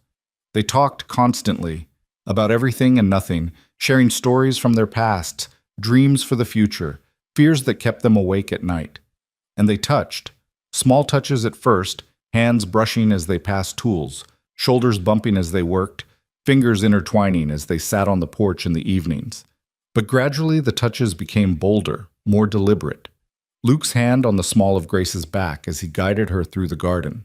Grace's fingers trailing through Luke's hair as she tended a cut on his forehead from a run-in with a low barn beam. Stolen kisses in the barn, in the garden, on the porch when Clara was napping. The town noticed, of course. When Grace rode into Cedar Creek with Luke to buy lumber and supplies, the whispers followed them like shadows. Martha Henderson at the general store looked scandalized. Reverend Morrison looked concerned. Even Sheriff Daniels raised an eyebrow. But Grace found she cared less and less. Let them talk. She was alive, her daughter was thriving, and for the first time in months, she had a reason to wake up that went beyond mere survival. It was Sarah Chen who finally addressed it directly. riding over one afternoon with fresh eggs and bread. She found Grace and Luke working on building a new chicken coop, laughing over Luke's attempt to nail boards in a straight line. "You two look happy," Sarah observed, a smile playing at her lips. Grace felt her cheeks heat but didn't deny it. "We are. Is that terrible?" "It's human," Sarah said, dismounting and tying her horse. "Grace, I'm going to give you some advice whether you want it or not. Life on the frontier is too hard and too short to waste time worrying about what people think. If Luke makes you happy, if he's good to you and Clara, if he helps you survive and thrive, then hold on to him with both hands and don't let the gossips make you feel ashamed." "But Thomas would want you to be happy," Sarah finished firmly. "I knew Thomas, remember? I knew him well, and that man loved you more than anything. He wouldn't want you to spend the rest of your life alone mourning him. He'd want you to live." Grace felt tears spill over. "How do I know this is real? How do I know it's not just desperation or gratitude or—" "Does it matter?" Sarah asked gently. "Real feelings are real feelings, regardless of how they start. Maybe this is just comfort right now. Maybe it'll grow into something more. Maybe it won't last. But Grace, you deserve comfort. You deserve companionship. You deserve to feel something other than grief." Luke had stopped working and was watching them, though he was far enough away that he couldn't hear their conversation. Grace looked at him, really looked at him, and felt her heart squeeze with something that felt dangerously close to love. "I think it's already more than comfort," she admitted quietly. Sarah smiled. "Good. Now, I came here to warn you. Thornton's been asking questions in town. About Luke, about where he came from, about how long he's planning to stay. David thinks he's planning something." The warmth Grace had been feeling evaporated, replaced by cold dread. "What kind of something?" "We don't know. But be careful. Watch your backs." "And Grace?" Sarah gripped her hand tightly. "If something happens, if you need help, you come to us immediately. Don't try to handle it alone." After Sarah left, Grace told Luke about the warning. He took it seriously, immediately checking the perimeter of the property, making sure all the animals were secure, even setting up a simple alarm system with tin cans and string that would rattle if someone approached the barn in the night. "I'm not going to let anything happen to you," he promised that evening as they sat on the porch. Clara was on Grace's lap, playing with her mother's fingers, and the setting sun painted the world in shades of amber and gold. "You can't promise that," Grace said, though she appreciated the sentiment. "You're just one man, Luke. If Thornton comes with his ranch hands, then I'll fight them all," Luke said, and there was steel in his voice. "Grace, I've spent 15 years trying to make up for failing my sister. I will not fail you and Clara. I won't." Grace reached over and took his hand. "You're not going to fail us. We're going to be fine. All of us." But even as she said it, she felt the shadow of worry in her chest. Thornton was powerful, connected, and apparently without conscience. What chance did they have against a man like that? That night, Grace woke to the sound of horses outside. Not right at the house, but close. Too close. She sat up, heart pounding, and heard Luke already moving in the main room. "Stay inside," he said quietly, appearing in her doorway with the rifle. "Keep Clara quiet." "Luke? Trust me," he said, and then he was gone, slipping out into the night like a shadow. Grace grabbed Clara from the cradle, holding her close, and moved to the window. In the moonlight, she could see shapes moving near the barn. 3, maybe 4 men on horseback. Her blood ran cold. Then she heard Luke's voice, strong and clear in the night. "That's far enough. State your business or ride on." One of the riders laughed. "We got business with the widow Whitmore. She's decided to sell her land to Mr. Thornton. We're here to help her pack up." "She's decided no such thing," Luke replied, and Grace could hear the danger in his tone. "Now I'll give you to the count of 3 to turn those horses around and ride back to wherever you came from." "Or what?" another rider challenged. "You gonna stop all 4 of us by yourself?" "If I have to." There was a moment of tense silence. Then Grace heard the unmistakable sound of a hammer being cocked. She didn't think. She just moved, grabbing Thomas's old revolver from the drawer where she'd hidden it, checking to make sure it was loaded, and stepping out onto the porch with Clara still in her arms. "You're not facing 4 men alone," she called out to Luke. "It's 4 against 2. and I'm a very good shot." It was a lie. She'd only fired a gun a handful of times, but her voice was steady and the revolver in her hand was real enough. The riders shifted uneasily. Whatever they'd expected, it wasn't an armed widow willing to fight. "Mrs. Whitmore," one of them said. She recognized him as Tom Bridger, one of Thornton's ranch hands. "This doesn't have to get ugly. Mr. Thornton just wants what's fair." "What's fair is for you to leave my property," Grace said coldly. "Now." "You're making a mistake," Bridger warned. "Mr. Thornton doesn't take no for an answer." "Then Mr. Thornton is going to have to learn," Luke said. Grace has made her position clear. She's not selling. And if Thornton or any of his men set foot on this property again, without permission, they'll answer to me. "You're just one drifter," Bridger sneered. "You'll move on eventually. Then she'll be alone again." "Maybe," Luke agreed. "Or maybe I'll stay. Either way, it's none of your concern. Now ride out before someone gets hurt." For a long, tense moment, nobody moved. Then Bridger spat on the ground and wheeled his horse around. "This ain't over," he called back as the four riders disappeared into the darkness. Grace stood frozen on the porch, shaking so hard she thought her legs might give out. Luke was beside her in an instant, gently taking the revolver from her trembling hands. Hey, you're okay," he murmured, guiding her back inside. "You're safe. Clara's safe. I've got you." Grace sank onto the nearest chair, holding Clara tight while the baby fussed at the sudden commotion. "They were going to force me off my land," she whispered. "They were going to—" "But they didn't," Luke said firmly. "And they won't. Grace, you were incredible out there, brave and fierce and absolutely terrifying." Despite everything, Grace felt a weak laugh bubble up. "I was?" "Completely. I think you scared them more than I did." The laughter turned to tears, and Grace found herself sobbing, for Thomas, for the fear, for the unfairness of it all. Luke pulled her close, careful of Clara between them, and just held her while she fell apart. "I can't do this," she gasped between sobs. "I can't fight Thornton. He's too powerful, too determined. Maybe I should just sell, take whatever he offers, leave." "No," Luke said sharply, pulling back to look at her. "Grace, look at me. You are not running. You are not giving up. This land is yours. It's Clara's inheritance, and you're going to fight for it. And you're not fighting alone. You have me. You have the Chens. You have neighbors who will stand with you once they know what Thornton's really doing." "But what if—" "No what ifs," Luke interrupted. "We take this one day at a time, remember? Right now, today, we're safe. Tomorrow we'll be smart, we'll be careful, and we'll figure out our next move. But we don't give up. Understand?" Grace looked at him through her tears and saw such fierce determination in his face that she couldn't help but believe him.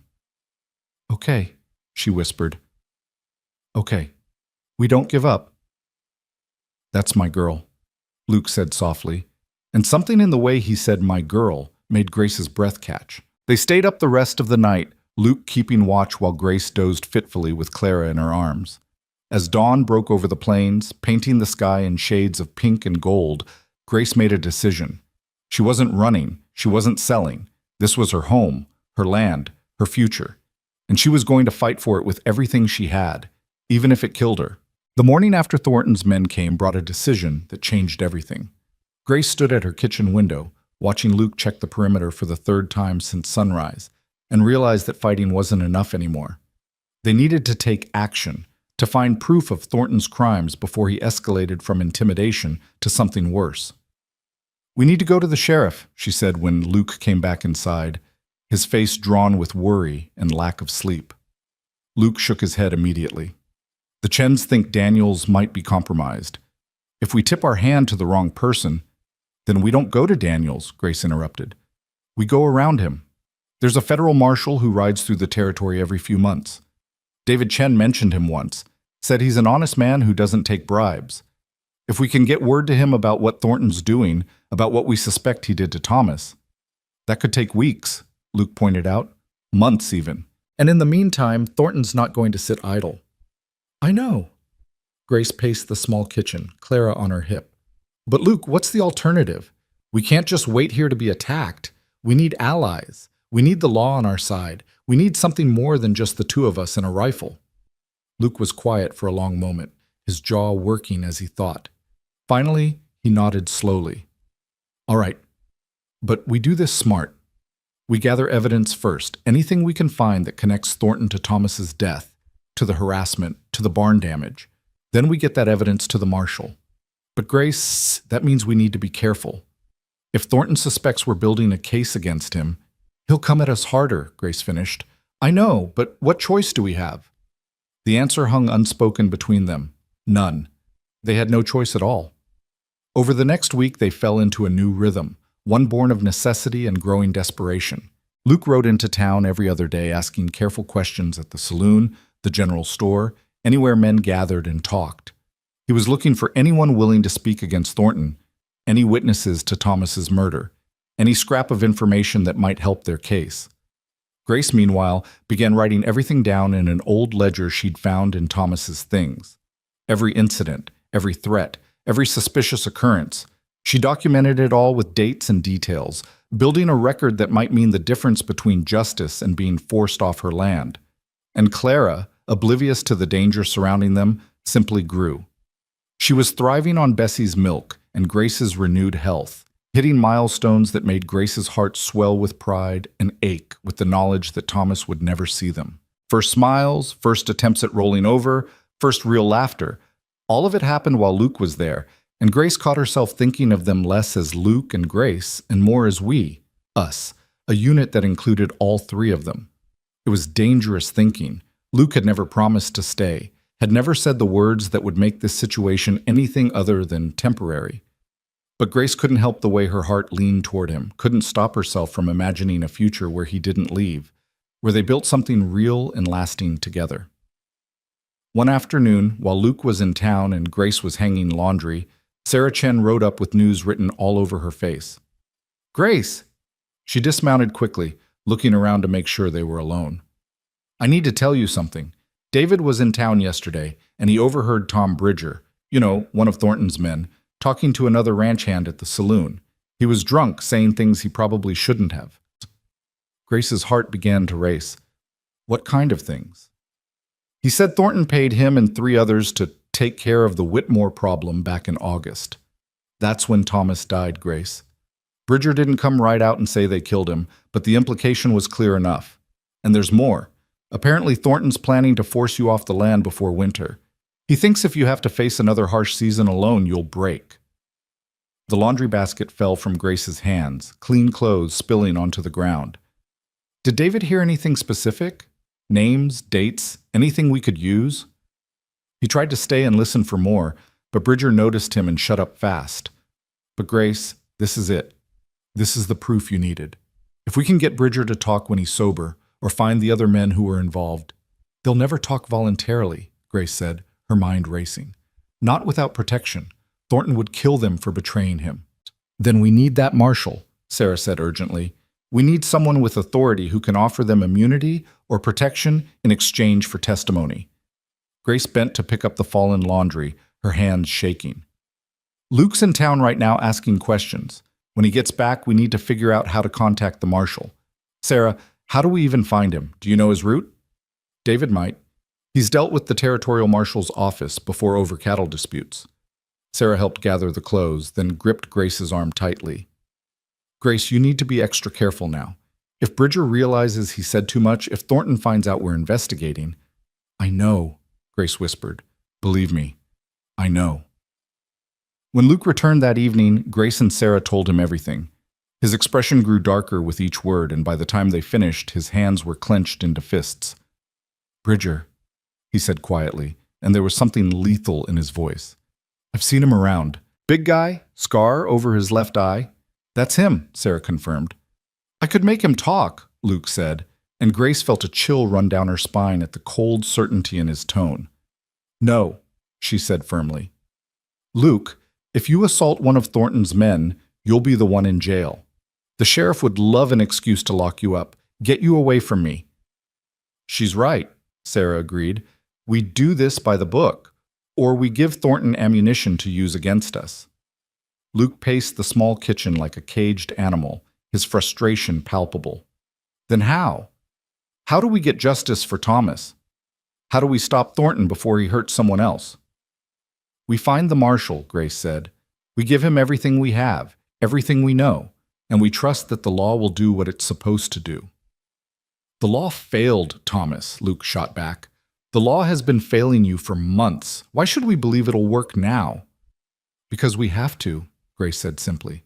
Because the alternative is vigilante justice, and that makes us no better than Thornton. Luke, please. I know you want to protect us. I know you want to fix this, but we have to do it the right way. Luke looked at her for a long moment, then slowly nodded. All right, we do it your way. But Grace, if Thornton comes for you again, if he threatens you or Clara, I'm not waiting for the law. Understood? Understood, Grace agreed softly. Sarah stayed for dinner, and the three of them made plans late into the evening. David would discreetly contact the marshal's office and find out when he'd next be riding through the territory. In the meantime, Grace would continue documenting everything, and Luke would keep watching Thornton's movements, looking for patterns, for weaknesses, for any opportunity to gather more evidence. After Sarah left, Grace put Clara to bed and found Luke on the porch, staring out at the darkness with tension written in every line of his body. Talk to me, she said softly, sitting beside him. Luke was quiet for so long Grace thought he might not answer. Then, I've killed men before. The words hung in the air between them, stark and honest. Grace felt her breath catch, but she didn't pull away. During the war? She asked. After. Luke's voice was flat, emotionless. 3 years after, to be exact. I was working a ranch in New Mexico, and some bandits raided the place. Killed the owner, his wife, tried to steal everything including the horses. I was in the barn when it happened. I had a rifle. I used it. Grace waited, sensing there was more. I killed 2 of them, Luke continued. Shot them dead without hesitation, without remorse. The 3rd one ran, and I let him go. The law said it was justified, said I was defending property and innocent lives. But Grace, the thing is, I didn't feel bad about it. Not then, not now. Those men deserved what they got. And you're wondering if that makes you a bad person, Grace said quietly. No. Luke finally looked at her. I'm wondering if it makes me the kind of person who could kill Thornton and his men in cold blood, if it came to that. If I could justify it the same way I justified those killings in New Mexico. Because Grace, when I think about what they did to Thomas, what they're trying to do to you, I want to kill them. I want it badly enough that it scares me. Grace took his hand, lacing her fingers through his. But you haven't. You're sitting here talking to me about the law and doing things the right way, even though every instinct is probably screaming at you to ride into town and put a bullet in Thornton's head. Only because you asked me not to. That's what makes you a good man, Luke. Not the absence of violent thoughts, but the choice not to act on them.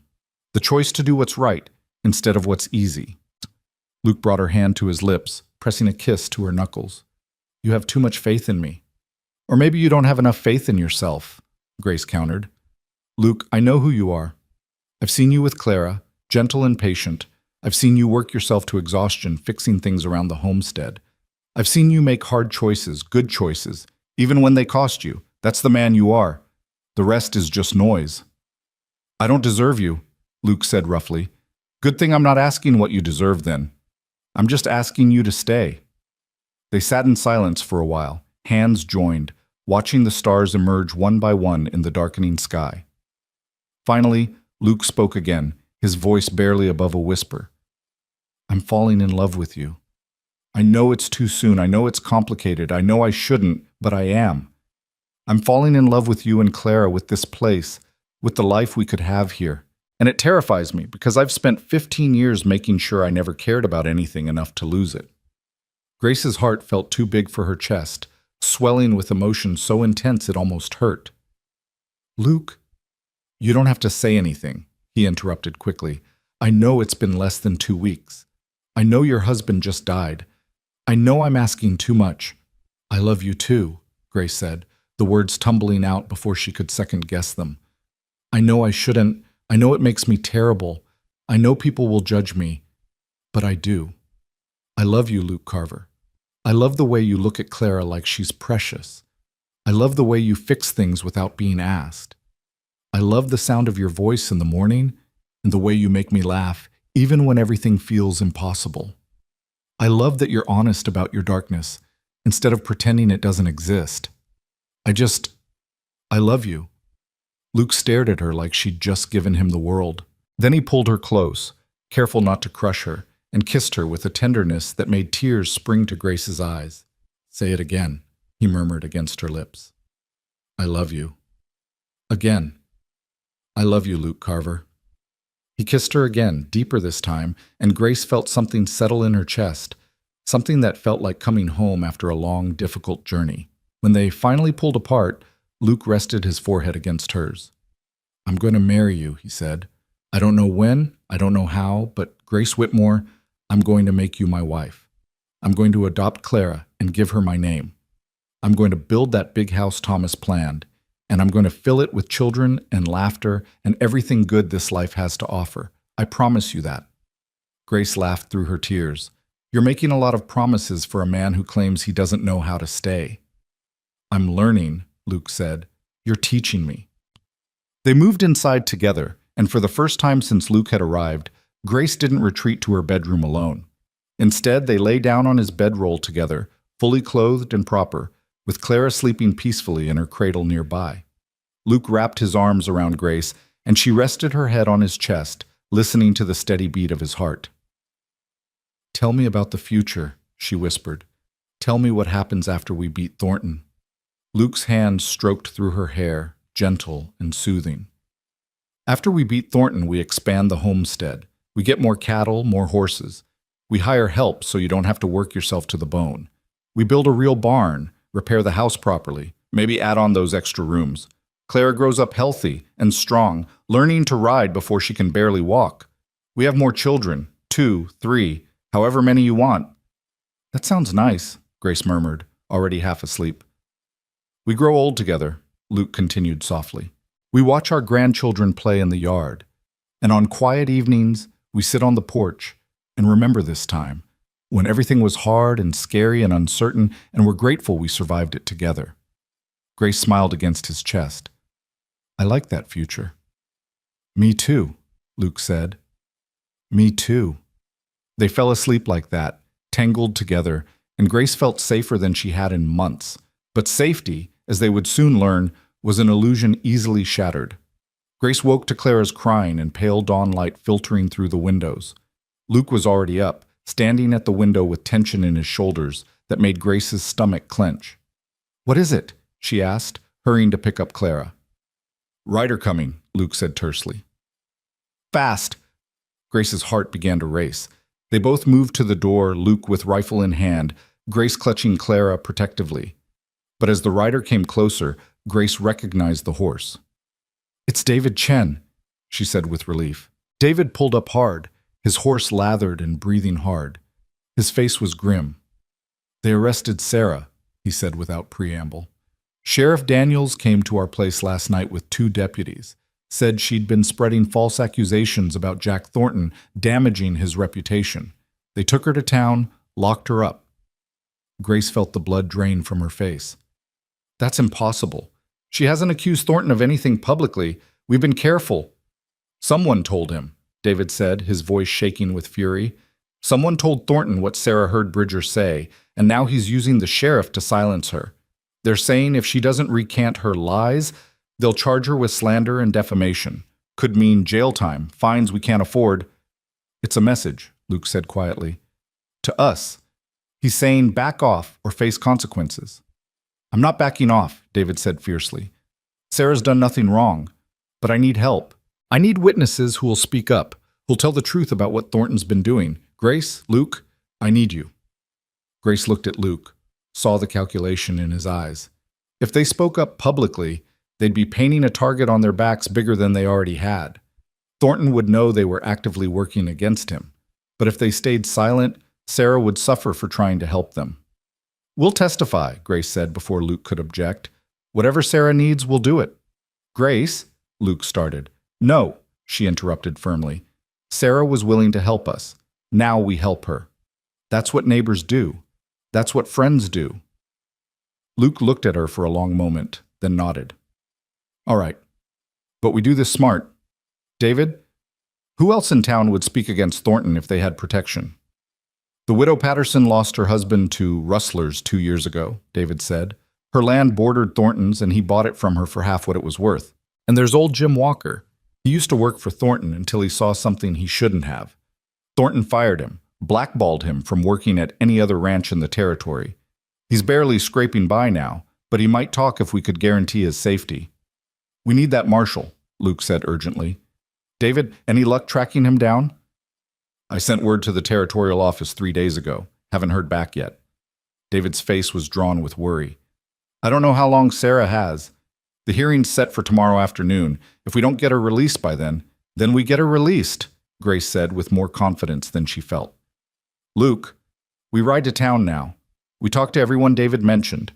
We get statements, witnesses, anything that proves Thornton's been systematically driving people off their land. And if the sheriff won't listen, we go over his head. We make enough noise that someone with authority has to pay attention. It was bold, possibly foolish, and definitely dangerous. But it was also the only option they had. They made plans quickly. David would return to town, watch over Sarah as best he could. Luke and Grace would gather Clara and ride in within the hour, and they'd start building their case publicly, consequences be damned. Grace, if we do this, there's no going back, Luke warned as they prepared to leave. Thornton will know we're not backing down. He'll escalate. Then we'll be ready, Grace said, checking the revolver she now carried whenever they left the homestead. Luke, I'm tired of being afraid. I'm tired of hiding. Thomas died because he tried to negotiate with evil men. I won't make the same mistake. We fight or we lose everything. Luke looked at her with something like awe. You're the bravest person I've ever met. No, Grace corrected, settling Clara into her sling. I'm just a mother protecting her child and a woman defending her home. That's not bravery. That's survival. They rode to Cedar Creek with the morning sun at their backs, and Grace felt strangely calm despite the danger ahead. Whatever happened next, at least they were taking action. At least they were fighting back. The town was buzzing with news of Sarah's arrest by the time they arrived. People clustered in small groups, talking in low voices that stopped when Grace and Luke rode past. Grace held her head high, refusing to show fear or shame. They went first to the sheriff's office, where Sheriff Daniels sat behind his desk looking distinctly uncomfortable. Mrs. Whitmore, he greeted her, his eyes flicking to Luke with undisguised hostility. If you're here about Mrs. Chen, I can't help you. She broke the law. By telling the truth, Grace interrupted. Sheriff, Sarah Chen did nothing wrong. She overheard a confession to murder and she reported it. If anyone should be in that cell, it's Tom Bridger and Jack Thornton. Daniel's face reddened. Now you listen here. Mr. Thornton is a respected member of this community. You can't just go around accusing him of murder without proof. Then let us gather proof, Luke said calmly. Release Mrs. Chen, drop the charges, and give us time to build a proper case. Bring in the territorial marshal, let him investigate. I don't need a marshal interfering in my jurisdiction, Daniel snapped, and I don't need a drifter telling me how to do my job. Then do your job, Grace said, her voice sharp as a blade. Investigate Thomas's murder properly. Question Bridger about what he said. Look into the other suspicious deaths and land acquisitions around Thornton's property. Be a lawman instead of Thornton's puppet. The sheriff stood abruptly, his chair scraping back. That's enough. Mrs. Whitmore, I understand you're grieving, but you need to accept that your husband's death was a tragic accident perpetrated by unknown rustlers. Making wild accusations isn't going to bring him back. Unknown rustlers who were never seen before or since, Luke said quietly. Unknown rustlers who stole everything of value but left no tracks, no witnesses, no trail. Unknown rustlers who just happened to strike after Thomas refused to sell his land to Jack Thornton. You really expect us to believe that's coincidence? Daniel's hand moved to his gun belt, and Grace felt Luke tense beside her. I think you should leave now, the sheriff said coldly. Both of you, before I find a reason to arrest you too. They left, but Grace's hands were shaking with fury. Outside, she turned to Luke. He's not going to help. He's either being paid by Thornton or he's too cowardly to stand up to him. Probably both, Luke agreed grimly. All right. Plan B. We find those witnesses David mentioned, we get their stories, and we create enough public pressure that Daniels has no choice but to act. Over the next several hours, they crisscrossed Cedar Creek, talking to anyone who'd listen. They found Widow Patterson at the boarding house where she'd been living since losing her homestead. She was a tired woman in her 50s, worn down by grief and hardship. "I know Thornton forced me out," she said quietly, glancing around nervously to make sure no one was listening. "After my Henry died, Thornton's men started coming around. Little accidents kept happening. Fence posts breaking, livestock getting out. One of my horses going lame under suspicious circumstances. When I finally agreed to sell, Thornton offered me half what the land was worth. I tried to refuse, and suddenly the bank was calling in loans I didn't know I had. Henry had borrowed money from Thornton years before, you see. I had no choice." "Would you testify to that?" Grace asked gently. "If we could guarantee your safety, would you tell what you know?" Mrs. Patterson's eyes filled with tears. "And end up like that Chinese woman in jail? Or worse, like your husband, Mrs. Whitmore? I'm sorry, but I have grandchildren depending on me. I can't risk it." They got similar responses from 3 other potential witnesses, people who knew or suspected Thornton's crimes but were too afraid to speak up. Grace felt despair creeping in with each refusal. But then they found Jim Walker. He was living in a shack on the outskirts of town, doing odd jobs for pennies, a broken man who'd once been a proud ranch foreman. But when Luke and Grace explained what they needed, something sparked in his eyes.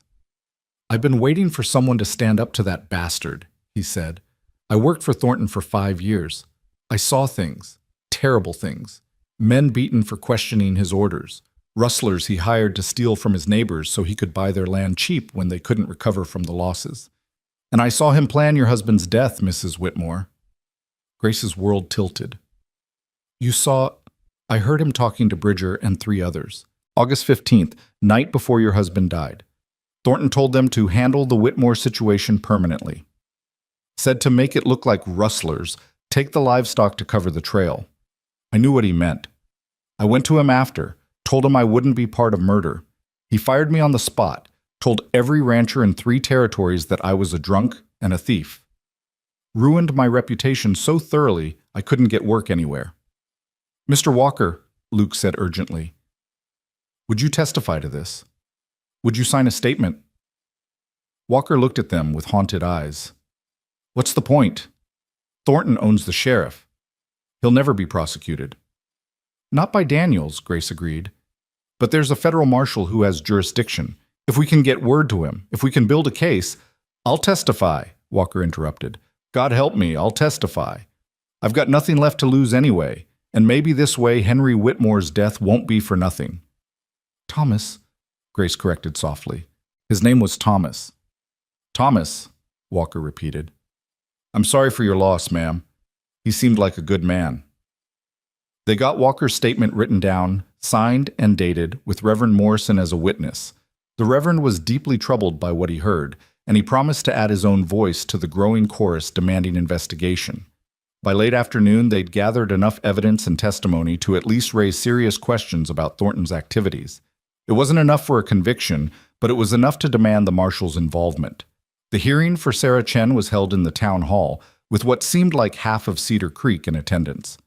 Thornton sat in the front row, looking confident and relaxed, while Sarah stood before the makeshift judge's bench looking defiant despite her night in jail.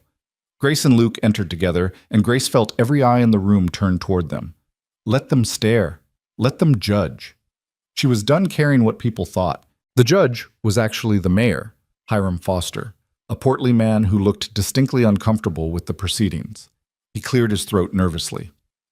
"We're here to address the charges of slander and defamation against Mrs. Sarah Chen brought by Mr. Jack Thornton. Mr. Thornton, would you state your complaint?" Thornton stood, every inch the respectable rancher and upstanding citizen. "Mayor Foster, this woman has been spreading vicious lies about me throughout the community. She's accused me of criminal activity without a shred of evidence, damaging my reputation and my business relationships. I'm simply asking for justice and for her to publicly retract her false statements." "Mrs. Chen," the mayor said wearily, "do you have a response?" Sarah stood tall. "Everything I said was true. I overheard Tom Bridger, one of Mr. Thornton's employees, confess to being involved in Thomas Whitmore's murder on Mr. Thornton's orders. If that's slander, then arrest Mr. Bridger and let him deny it under oath." The room erupted in whispers. Thornton's face darkened, but he kept his voice calm. Bridger was drunk, probably bragging to impress someone. You can't take the ramblings of a drunk man as evidence of anything. Then let's hear from other witnesses, Grace called out, standing. People who've seen Mr. Thornton's tactics, who've suffered under his systematic campaign to drive settlers off their land so he can expand his ranch. Mrs. Whitmore, Mayor Foster said uncomfortably, this isn't your hearing. But it is about my husband's murder, Grace shot back. And if you're going to sit there and pretend Jack Thornton is an innocent victim, then you need to hear what I have to say. She pulled out the statements they'd gathered, along with her own detailed documentation of the harassment she'd suffered. Luke stood beside her, a silent wall of support, as she laid out their case piece by piece. The room grew quieter as she spoke, and Grace saw doubt creeping into people's faces. They knew Thornton was powerful, maybe even suspected he was ruthless, but hearing the evidence laid out so plainly, it was harder to dismiss. These are serious accusations, Mayor Foster said when Grace finished. But Mrs. Whitmore, without concrete proof, then get concrete proof, David Chen called out, standing. Bring in the territorial marshal. Let him investigate properly. If Thornton's innocent, he has nothing to fear from a federal investigation. I won't be subjected to this witch hunt, Thornton said, standing. Mayor Foster, either charge Mrs. Chen or release her, but I won't sit here and be accused of crimes I didn't commit by a grieving widow and her paramour. The word hung in the air like an insult. Grace felt Luke stiffen beside her, felt the anger radiating off him in waves. Careful, Luke said quietly, but with unmistakable menace. You're talking about the woman I love, the woman I'm going to marry. Choose your next words very carefully. The room went completely silent. Grace felt heat flood her cheeks, not from shame, but from the public declaration, from the way Luke had claimed her in front of the entire town without hesitation or apology. Thornton laughed mockingly. Mary, the man's a drifter who's been in town less than 2 weeks, and you're already talking marriage? How convenient that he showed up right after your husband died. Luke saved our lives, Grace said clearly. He gave us food when we were starving, shelter when we had nothing, hope when I'd lost everything. And yes, I love him. I know it seems too soon to some of you. I know people will judge, but I don't care anymore. I'm alive because of Luke Carver, and my daughter is alive because of him, and if that's not worth loving someone for, I don't know what is. Reverend Morrison stood up. Mayor Foster, I've heard Mrs. Whitmore's testimony, and I've witnessed the statements she's collected. I believe there's enough evidence here to warrant further investigation. I formally request that you contact the Territorial Marshal's office and invite them to look into these matters. I second that, called out Martha Henderson, surprisingly. Grace looked at her in shock, and Martha gave her a small, apologetic smile. I may gossip too much, but I know right from wrong, and this doesn't feel right. One by one, other townspeople stood, not many, but enough. Enough to show that Grace and Sarah weren't alone, that people were willing to question Thornton's power, that justice might actually be possible. Mayor Foster looked between Thornton and the growing number of standing citizens, and Grace saw him make a decision. Very well. I'm releasing Mrs. Chen without charges, and I'm requesting an investigation from the Territorial Marshal's office. Mr. Thornton, if you're innocent as you claim, this should clear your name conclusively. Thornton's face went hard as stone. He stood, buttoned his jacket with deliberate calm, and looked directly at Grace. You're making a terrible mistake, Mrs. Whitmore. Both of you. Remember that when the consequences come. He strode out of the town hall, and Grace felt a chill run down her spine despite the warm afternoon. They'd won this battle, but she had no illusions about what it meant. The war with Jack Thornton had just begun in earnest. That evening, after Sarah had been reunited with David and everyone had returned home, Grace and Luke sat on their porch watching the sunset. Clara was asleep inside, and the world felt precariously peaceful. He's going to come after us, Grace said quietly. Soon. Hard. I know, Luke agreed, but we made the right choice. We stood up for what's right. Even if it costs us everything? Luke took her hand, lacing their fingers together. Grace, everything I have worth losing is sitting right here beside me. You and Clara, you're my everything now. I'll fight for you with my last breath. Grace leaned her head on his shoulder. Promise me something. Anything. Promise me that no matter what happens, you won't sacrifice yourself for us. Promise me you'll fight to survive, to stay alive, because Clara needs a father, and I need... Her voice broke. I need you, Luke. I can't lose you too. Luke pulled her close, pressing a kiss to the top of her head. I promise. We survive this together, all three of us. No heroic sacrifices, no martyrdom, just us, fighting smart and fighting to win.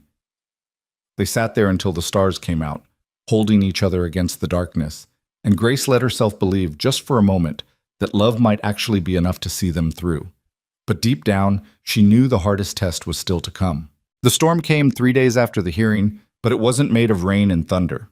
It came in the form of 6 riders approaching the homestead just after dawn, when the world was still wrapped in that gray light between night and day. Grace was feeding Clara when Luke burst through the door, rifle already in hand, his face set in grim lines she'd come to recognize as his battle face. Get Clara to the root cellar, he said, his voice tight with controlled urgency. Now, Grace, don't argue. Grace's heart seized, but she moved quickly, grabbing the bag she'd packed for exactly this scenario: supplies, diapers, water, the revolver Thomas had given her on their wedding day. She kissed Luke hard and fast.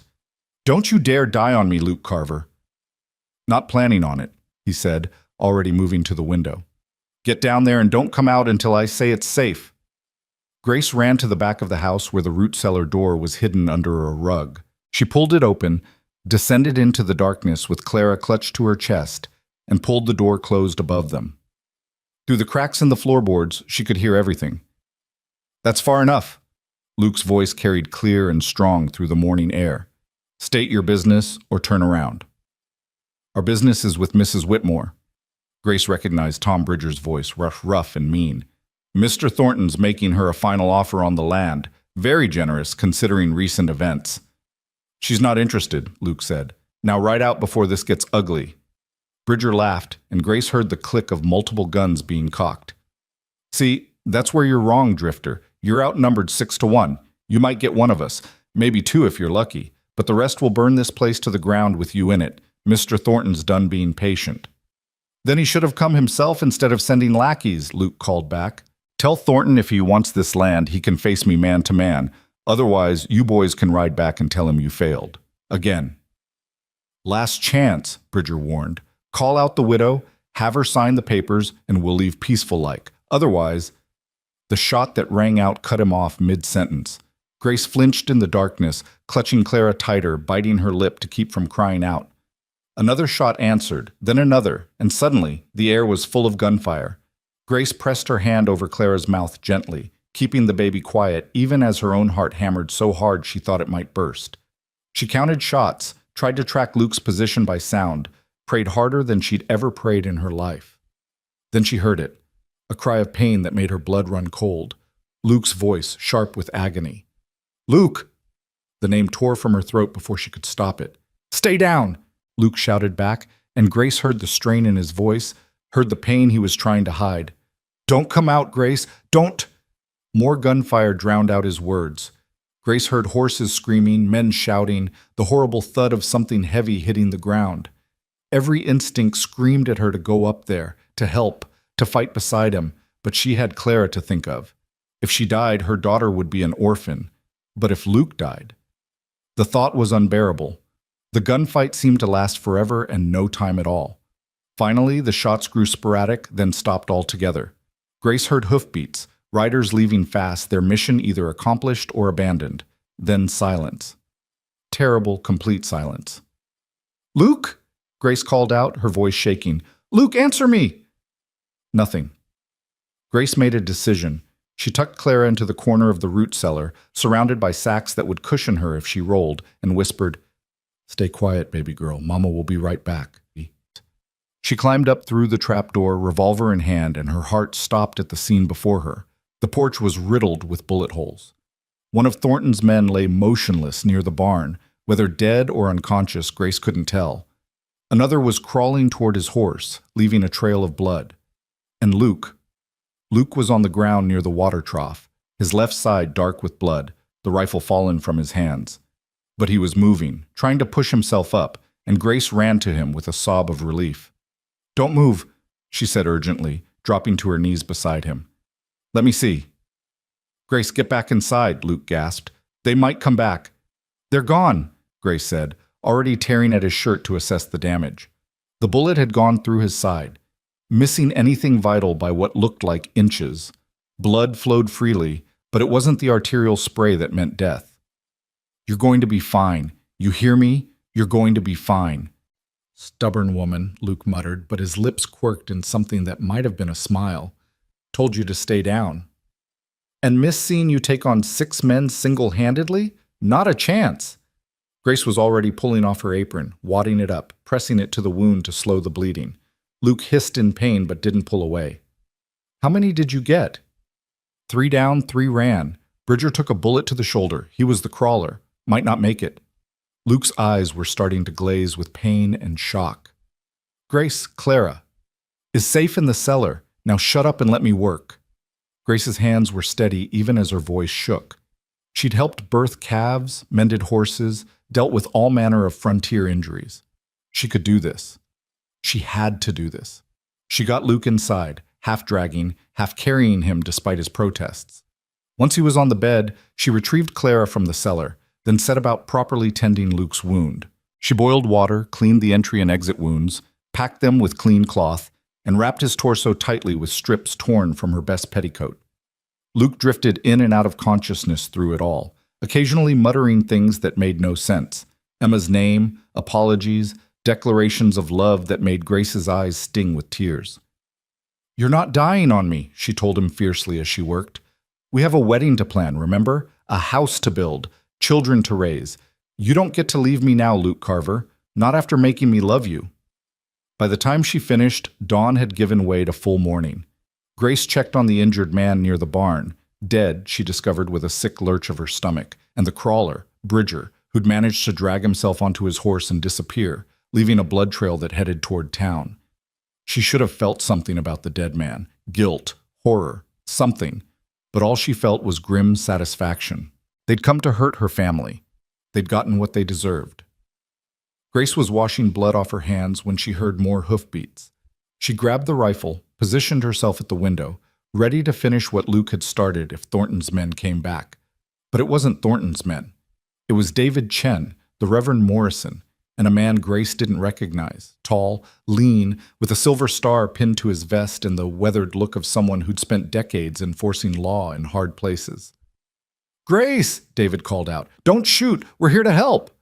Grace set down the rifle and opened the door, and David took one look at her blood-stained dress and paled. "My God, are you hurt?" "Not me, Luke. He's been shot." Grace's voice cracked. "There was a fight. Thornton's men came." "We know," the stranger said, stepping forward. "I'm Marshal Robert Hayes, ma'am. We heard gunfire from the Chen place, rode hard as we could." His eyes scanned the scene, the dead man by the barn, the blood, the bullet holes. "How many were there?"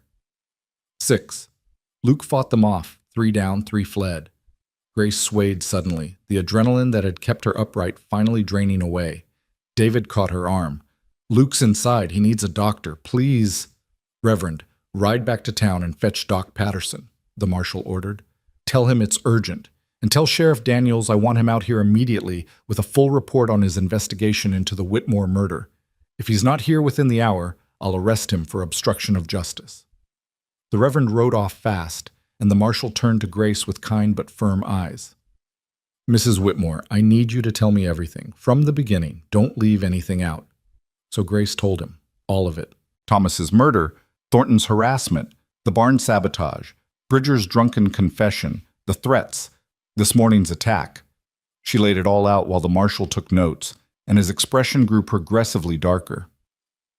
"And you can prove all this?" he asked. "I have written documentation of every incident, signed statements from witnesses, and now you have a dead body and evidence of an armed assault on my property." Grace's voice was steel despite her exhaustion. "Marshal, Jack Thornton ordered my husband's murder and has been systematically terrorizing me to force me off my land. If you can't see that, then the law is even more corrupt than I feared." Hayes looked at her with something like respect. Ma'am, I see it just fine. Question is whether I can make it stick in a courtroom. Men like Thornton are slippery. They insulate themselves, use intermediaries, make sure nothing leads back to them directly. Bridger's wounded, Grace said. If you find him before he dies or runs, you might be able to get him to turn on Thornton in exchange for leniency. Smart thinking. Hayes glanced at David. Mr. Chen, you know this territory better than I do. Where would a wounded man go to ground? Thornton's ranch would be the obvious choice, but if Bridger thinks he's failed, he might worry Thornton will tie up loose ends permanently. David considered. There's an old line shack about 5 miles west of here. Abandoned for years, but it's got walls and a roof. If I was hurt and scared, that's where I'd go. Show me, Hayes said. He turned to Grace. Mrs. Whitmore, I need you to stay here with Mr. Carver. The doctor should arrive soon. If anyone else comes, anyone, you defend this property with deadly force if necessary. You have that right under territorial law. Grace nodded, clutching the rifle. Marshal, when you find Bridger, tell him... She paused, choosing her words carefully. Tell him he has one chance to do the right thing, one chance to speak truth and maybe save his soul. After that, justice will take its course. Hayes tipped his hat to her. Yes, ma'am, I'll tell him. They rode off, leaving Grace alone with Clara and an unconscious Luke. She sat beside the bed, holding Luke's hand, willing him to wake up, to be all right, to stay with her. You promised, she whispered. You promised we'd survive this together. So you better keep that promise, Cowboy. Because Clara and I need you. I need you. As if he'd heard her, Luke's eyes fluttered open. They were hazy with pain but focused on her face with an intensity that made her heart clench. Grace, he rasped, are you hurt? I'm fine, we're fine. Luke, don't try to talk. Have to, he interrupted, his hand tightening on hers with surprising strength. In case, don't, Grace said fiercely. Don't you dare talk like that. The doctor's coming, the marshal's gone after Bridger, and you're going to be fine. Listen, Luke insisted. If something happens to me, there's money in my saddlebag. Not much, but enough to get you and Clara somewhere safe. And there's a letter addressed to my sister. I want it buried with me, so she knows I never forgot her. Tears streamed down Grace's face. Luke, please. I love you, he said, and his voice was getting weaker. You and Clara, you gave me something I thought I'd lost forever. You gave me home, family, purpose. Whatever happens, I want you to know. These past weeks with you have been worth everything, worth every year of running, every loss, every mistake. It all led me to you, and that makes it all worthwhile. Then stay, Grace begged. Stay and have a lifetime of it. Not just weeks, years, Luke, decades. Stay and watch Clara grow up. Stay and build that house with me. Stay and grow old beside me. Please. Luke smiled weakly. Bossy woman. You love that about me. I do, he agreed. His eyes were drifting closed again. Grace, I'm tired. Then rest, she said, stroking his hair. Rest and heal. I'll be right here when you wake up. She sat there, keeping vigil, until Doc Patterson arrived an hour later. He examined Luke with practiced efficiency, cleaning and re-bandaging the wound, checking for signs of infection or internal bleeding. He's strong, the doctor said finally. Lost a good amount of blood, but nothing vital was hit. With rest and proper care, he should recover fully, though I'd recommend he avoid getting shot again in the near future. Grace laughed despite herself, a slightly hysterical sound. I'll make sure to tell him that when he wakes up. The doctor left her with instructions and medicine, and Grace settled in for a long wait. Clara needed feeding and changing, the animals needed tending, and there was a dead body in her yard that would need dealing with eventually. But for now, she just sat beside Luke and held his hand. It was late afternoon when the marshal returned, and Grace could tell immediately from his expression that something significant had happened. We found Bridger, Hayes said without preamble. He was at that line shack, half dead from blood loss. Knew he wasn't going to make it, and I think he was scared of dying with all that sin on his soul. The marshal pulled out a folded document. He confessed everything, Mrs. Whitmore. Every detail about your husband's murder, about the other crimes Thornton ordered, about how it all worked. He signed a full confession before witnesses. Grace felt her knees go weak. He confessed? To killing Thomas? To being part of the group that did, yes. Said Thornton paid them each $100 to make it look like rustlers. They were supposed to scare your husband off, but Thomas fought back, tried to reach for a rifle, and Bridger panicked and shot him. Hayes's expression was grave. Ma'am, I'm sorry you had to go through all this, but Tom Bridger died about 2 hours ago, and before he did, he made sure justice would be served. What about Thornton? Grace asked, her voice hollow. I arrested him an hour ago. He's in custody, awaiting trial for conspiracy to commit murder, among other charges.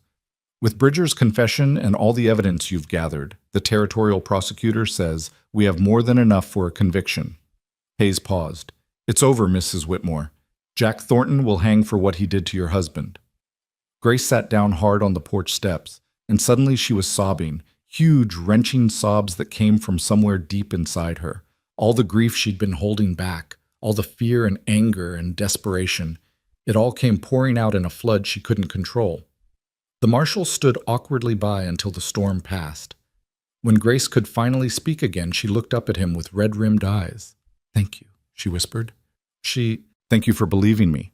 Thank you for doing what was right. That's the job, ma'am, Hayes said simply. Though I'll admit, cases like this are why I still wear the badge after all these years.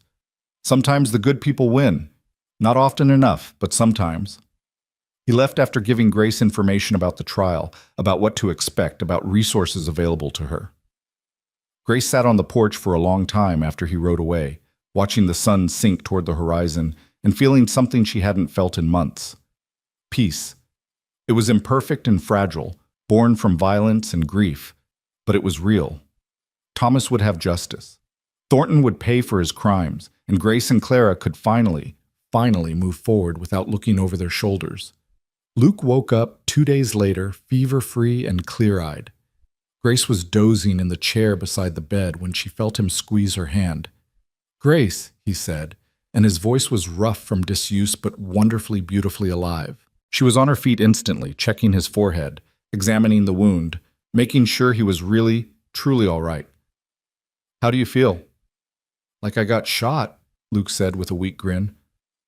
But alive. Grace, what happened? Did Thornton's men come back? Are you and Clara? We're safe, Grace assured him, settling back into the chair and taking his hand. Luke, it's over. The marshal found Bridger, got a full confession before he died. Thornton's in jail awaiting trial for Thomas's murder. It's over. Luke stared at her, processing this information. Over, he repeated slowly. Grace, that means we're safe, Grace finished. That means we can actually live our lives instead of just surviving. That means we can have the future you talked about. The future where I marry you, Luke said, and despite his weakened condition, his eyes were intense. Grace, I know I'm in no condition to get down on one knee right now, but I'm asking anyway. Will you marry me? Will you let me be a husband to you and a father to Clara? Will you let me spend the rest of my life making sure you never regret taking a chance on a broken-down drifter who didn't know how to stay put until you taught him? Grace laughed through fresh tears. That's the worst proposal I've ever heard. It's the only one I've got, Luke said. So what's your answer? Yes, Grace said, leaning down to kiss him gently. Yes, 1,000 times yes, on one condition. Name it.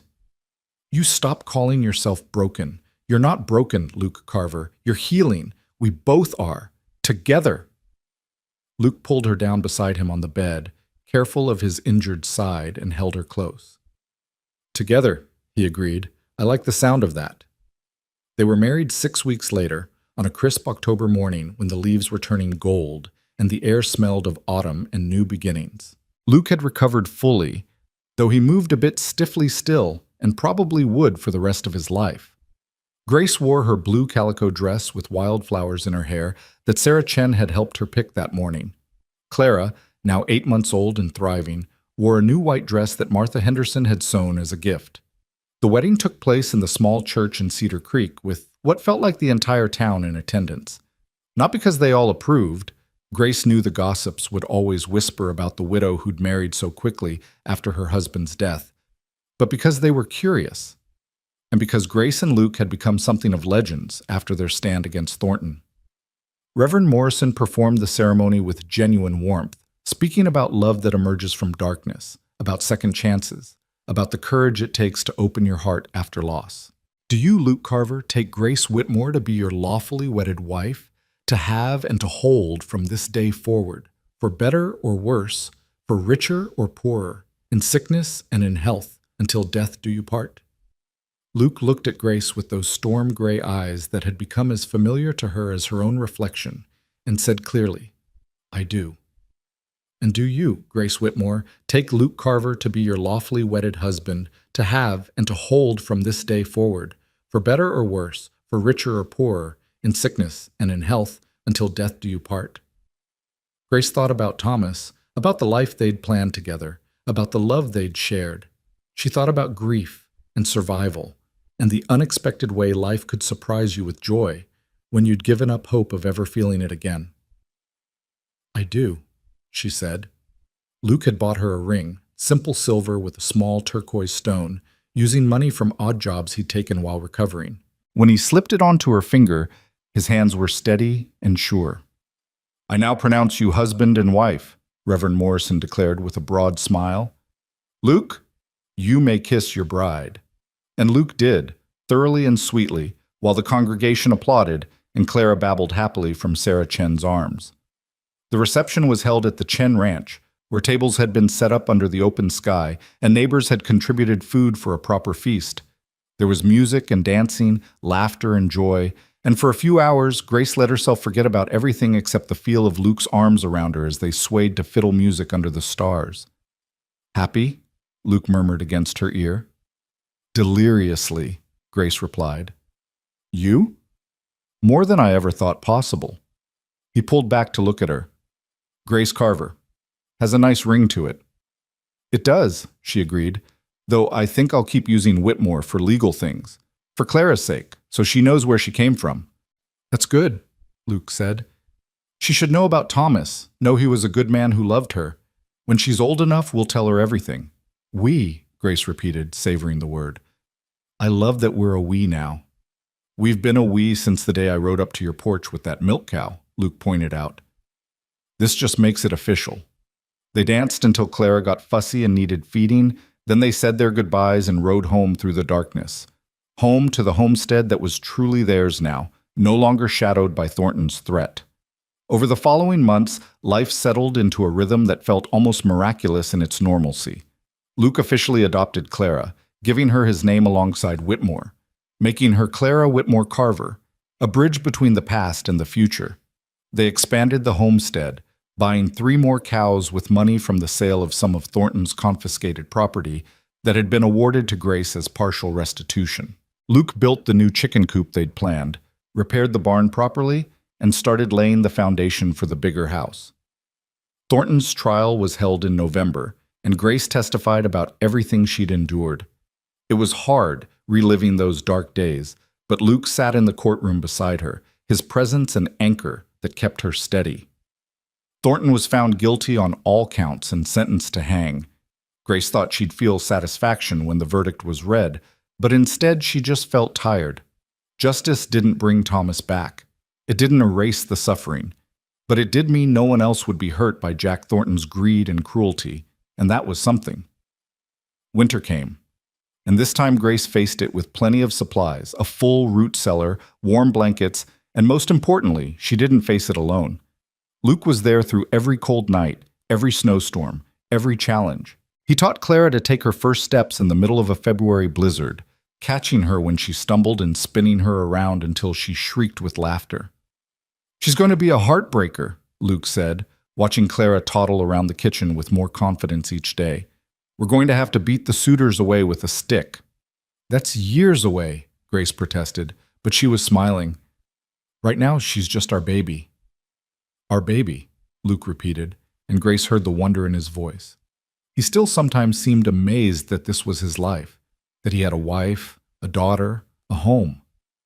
Grace, I need to tell you something. The serious tone made Grace look up from the bread she was kneading. What is it? Luke pulled a folded letter from his pocket, old and worn, clearly read many times. Remember I told you about the letter I wrote to Emma, the one I wanted buried with me if I died? Grace nodded, her throat tight. I read it again last night, after Clara went to sleep, and I realized something. Luke unfolded the letter carefully. I wrote this 5 years ago, after a particularly bad night, where the guilt was eating me alive. I wrote down everything I wished I could say to her, all the apologies, all the regrets, and at the end, I wrote, I'll spend the rest of my life trying to make up for failing you. He looked up at Grace. But Grace, I don't think that's what Emma would have wanted. I don't think she'd want me spending my whole life in penance, trying to atone for something that wasn't really my fault. I think she'd want me to live, to be happy, to have the kind of family we never got to be. Grace set down her dough and came to him, wrapping her arms around his waist. I think you're right. So I'm going to bury the letter, Luke said, properly, at her grave in Colorado. I've been saving money, and come spring, I want us to make the trip, all three of us. I want to introduce you and Clara to my sister. Tell her about the life I've built, the love I've found. And then I want to say goodbye, not to her memory, but to the guilt, to the running, to the man I was before you. Grace felt tears spilling down her cheeks. Luke, that's beautiful. Yes, we'll go. We'll go together. They made the trip in April, when the weather had warmed and the trails were passable.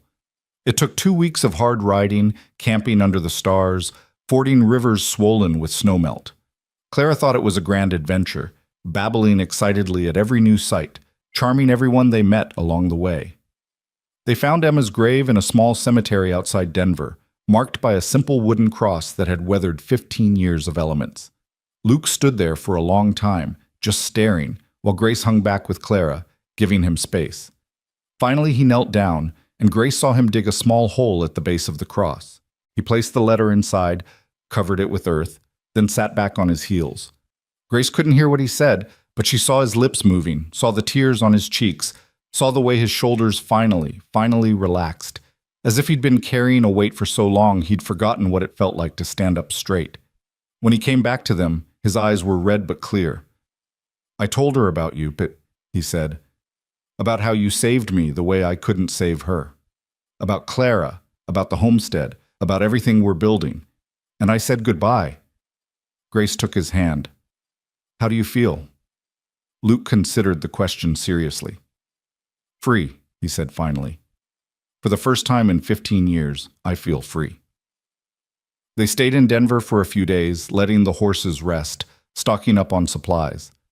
Luke was quiet, but not sad, more thoughtful than anything, and Grace could see him processing, healing, letting go of the past piece by piece. On their last night in the city, they sat in their hotel room while Clara slept, and Luke said, I want to have more children. With you, if you're willing. Grace felt warmth bloom in her chest. I'm willing. How many are you thinking? 3 or 4? Maybe 5? Luke grinned at her expression. We've got a big house to build. Might as well fill it up. You're crazy, Grace said, but she was laughing. But all right, 3 or 4 sounds perfect. Grace, Luke said, suddenly serious. I know this all happened fast. I know people judge us for it. But I need you to know I don't regret a single moment. Not one. You're the best thing that ever happened to me. Even better than that time you won $50 in a poker game in New Mexico? Grace teased. Even better than that, Luke confirmed solemnly. Though that was a pretty good day. They made love that night with a tenderness that spoke of deep understanding, of 2 people who'd found each other against all odds and refused to let go. And when Grace fell asleep in Luke's arms, she dreamed not of the past, but of the future, of the children they'd have, the life they'd build, the years stretching ahead full of possibility. They returned home in May to find their garden already sprouting from seeds the Chens had planted in their absence, their animals healthy and well-tended by neighbors, and a letter waiting from the territorial governor's office. Grace opened it with trembling hands and read that she'd been awarded full title to her land, with all Thornton's claims invalidated, plus additional compensation for her suffering. We're really going to be all right, she said wonderingly. Luke, we're going to make it. Never doubted it for a second, Luke lied, and they both laughed. The years that followed were everything Luke had promised that first night on the porch. They built the big house. 4 bedrooms, a proper parlor, a kitchen twice the size of the original. Clara grew into a bright, confident girl who could ride before she could read and who had her father's eyes and her mother's determination. They had 3 more children, James Luke Carver, born during a thunderstorm 2 years after the wedding; Sarah Grace Carver, named for the friend who'd stood by them, born on a spring morning when the wildflowers were blooming; and Thomas David Carver, named for both men who'd shaped their family's story, born during the first snow of an early winter. Luke never drifted again. He became a fixture in Cedar Creek, known as an honest man, a good neighbor, someone who'd help anyone who needed it. He taught his children everything he knew about ranching, about surviving on the frontier, about the importance of standing up for what's right, even when it's hard. Grace thrived in ways she'd never imagined possible. The homestead expanded into a proper ranch, one of the most successful in the territory. She became known as a businesswoman who could negotiate with cattle buyers and hold her own in any deal. But more than that, she became known as someone who'd survived the impossible and built something beautiful from the ashes. On their 10th anniversary, Luke took Grace back to the spot where he'd first ridden up with that milk cow, and they stood there watching the sunset paint the sky in shades of gold and crimson. "Do you remember what I said that first day?" Luke asked. "About how sometimes a small kindness is the difference between life and the alternative?" "I remember," Grace said. "I was wrong," Luke said. "It wasn't a small kindness. What we gave each other, it was everything. You gave me a reason to live, Grace. A reason to stop running. A home." Grace leaned against him, his arm around her waist, and looked out at the land they'd fought for, the house they'd built, the children playing in the yard under the watchful eye of their oldest daughter, Clara, now a young woman of 14. "You gave me the same thing," she said quietly. "After Thomas died, I thought my life was over. I thought the best I could hope for was survival. But Luke, you taught me that life after loss is possible, that loving again doesn't diminish what came before, that joy can grow in the darkest soil." "We taught each other," Luke corrected. "Everything good in my life exists because a stubborn widow refused to give up, and I was lucky enough to ride by at the right time." "The right stranger at the right time," Grace agreed, echoing his words from that first day. They stood there until the stars came out, 2 people who'd been broken and alone, now whole and together, watching their children's laughter echo across the land they'd claimed through courage and love. And Grace thought about prayers answered not by miracles, but by the right person arriving exactly when they're needed. Thought about how the darkest moments can lead to the brightest futures. Thought about how love, real love, doesn't follow timelines or social conventions. It simply is, powerful and true, reshaping everything it touches. Clara Whitmore Carver grew up and married a young rancher from the next county over, giving Grace and Luke their first grandchildren. James took over the ranch when Luke finally decided to slow down in his 60s. Sarah became a teacher, bringing education to frontier children who'd otherwise go without. And Thomas Jr. became a lawyer, fighting for justice in cases that reminded Grace painfully and proudly of everything they'd endured. Luke and Grace grew old together on the porch of that big house, watching sunsets and remembering. Sometimes they talked about those early days, about the drought, about Thornton, about how close they'd come to losing everything. But more often, they talked about the future, about their grandchildren, about the life they'd built that neither had imagined possible. On a warm evening in their 35th year of marriage, Luke took Grace's hand, weathered now, marked by years of hard work and harder-won joy, and said, "If I could go back and change anything, you know what I'd change." "What?" Grace asked. "Nothing," Luke said simply. "Every moment, every hardship, every loss. It all led me here. To you. And Grace, you've made my life worth living. I love you more today than I did the day we married, and I'll love you more tomorrow than I do today." Grace felt tears slide down her wrinkled cheeks, but they were happy tears. "I love you too, Cowboy. You brought milk and a marriage proposal, and you gave me everything." "You gave me everything," Luke corrected. "You gave me home." They sat there as the Texas sky turned from gold to pink to deep purple. Hands joined as they had been since that first desperate night when a drifter and a widow found salvation in each other. And if you'd asked either of them what they believed in, they'd tell you the same thing. They believed in second chances. They believed in love that emerges from ashes. They believed that sometimes the hardest roads lead to the most beautiful destinations. But most of all, they believed in each other, then, now, and forever. And that, Grace would say if anyone asked, was more than enough. It was everything. The end.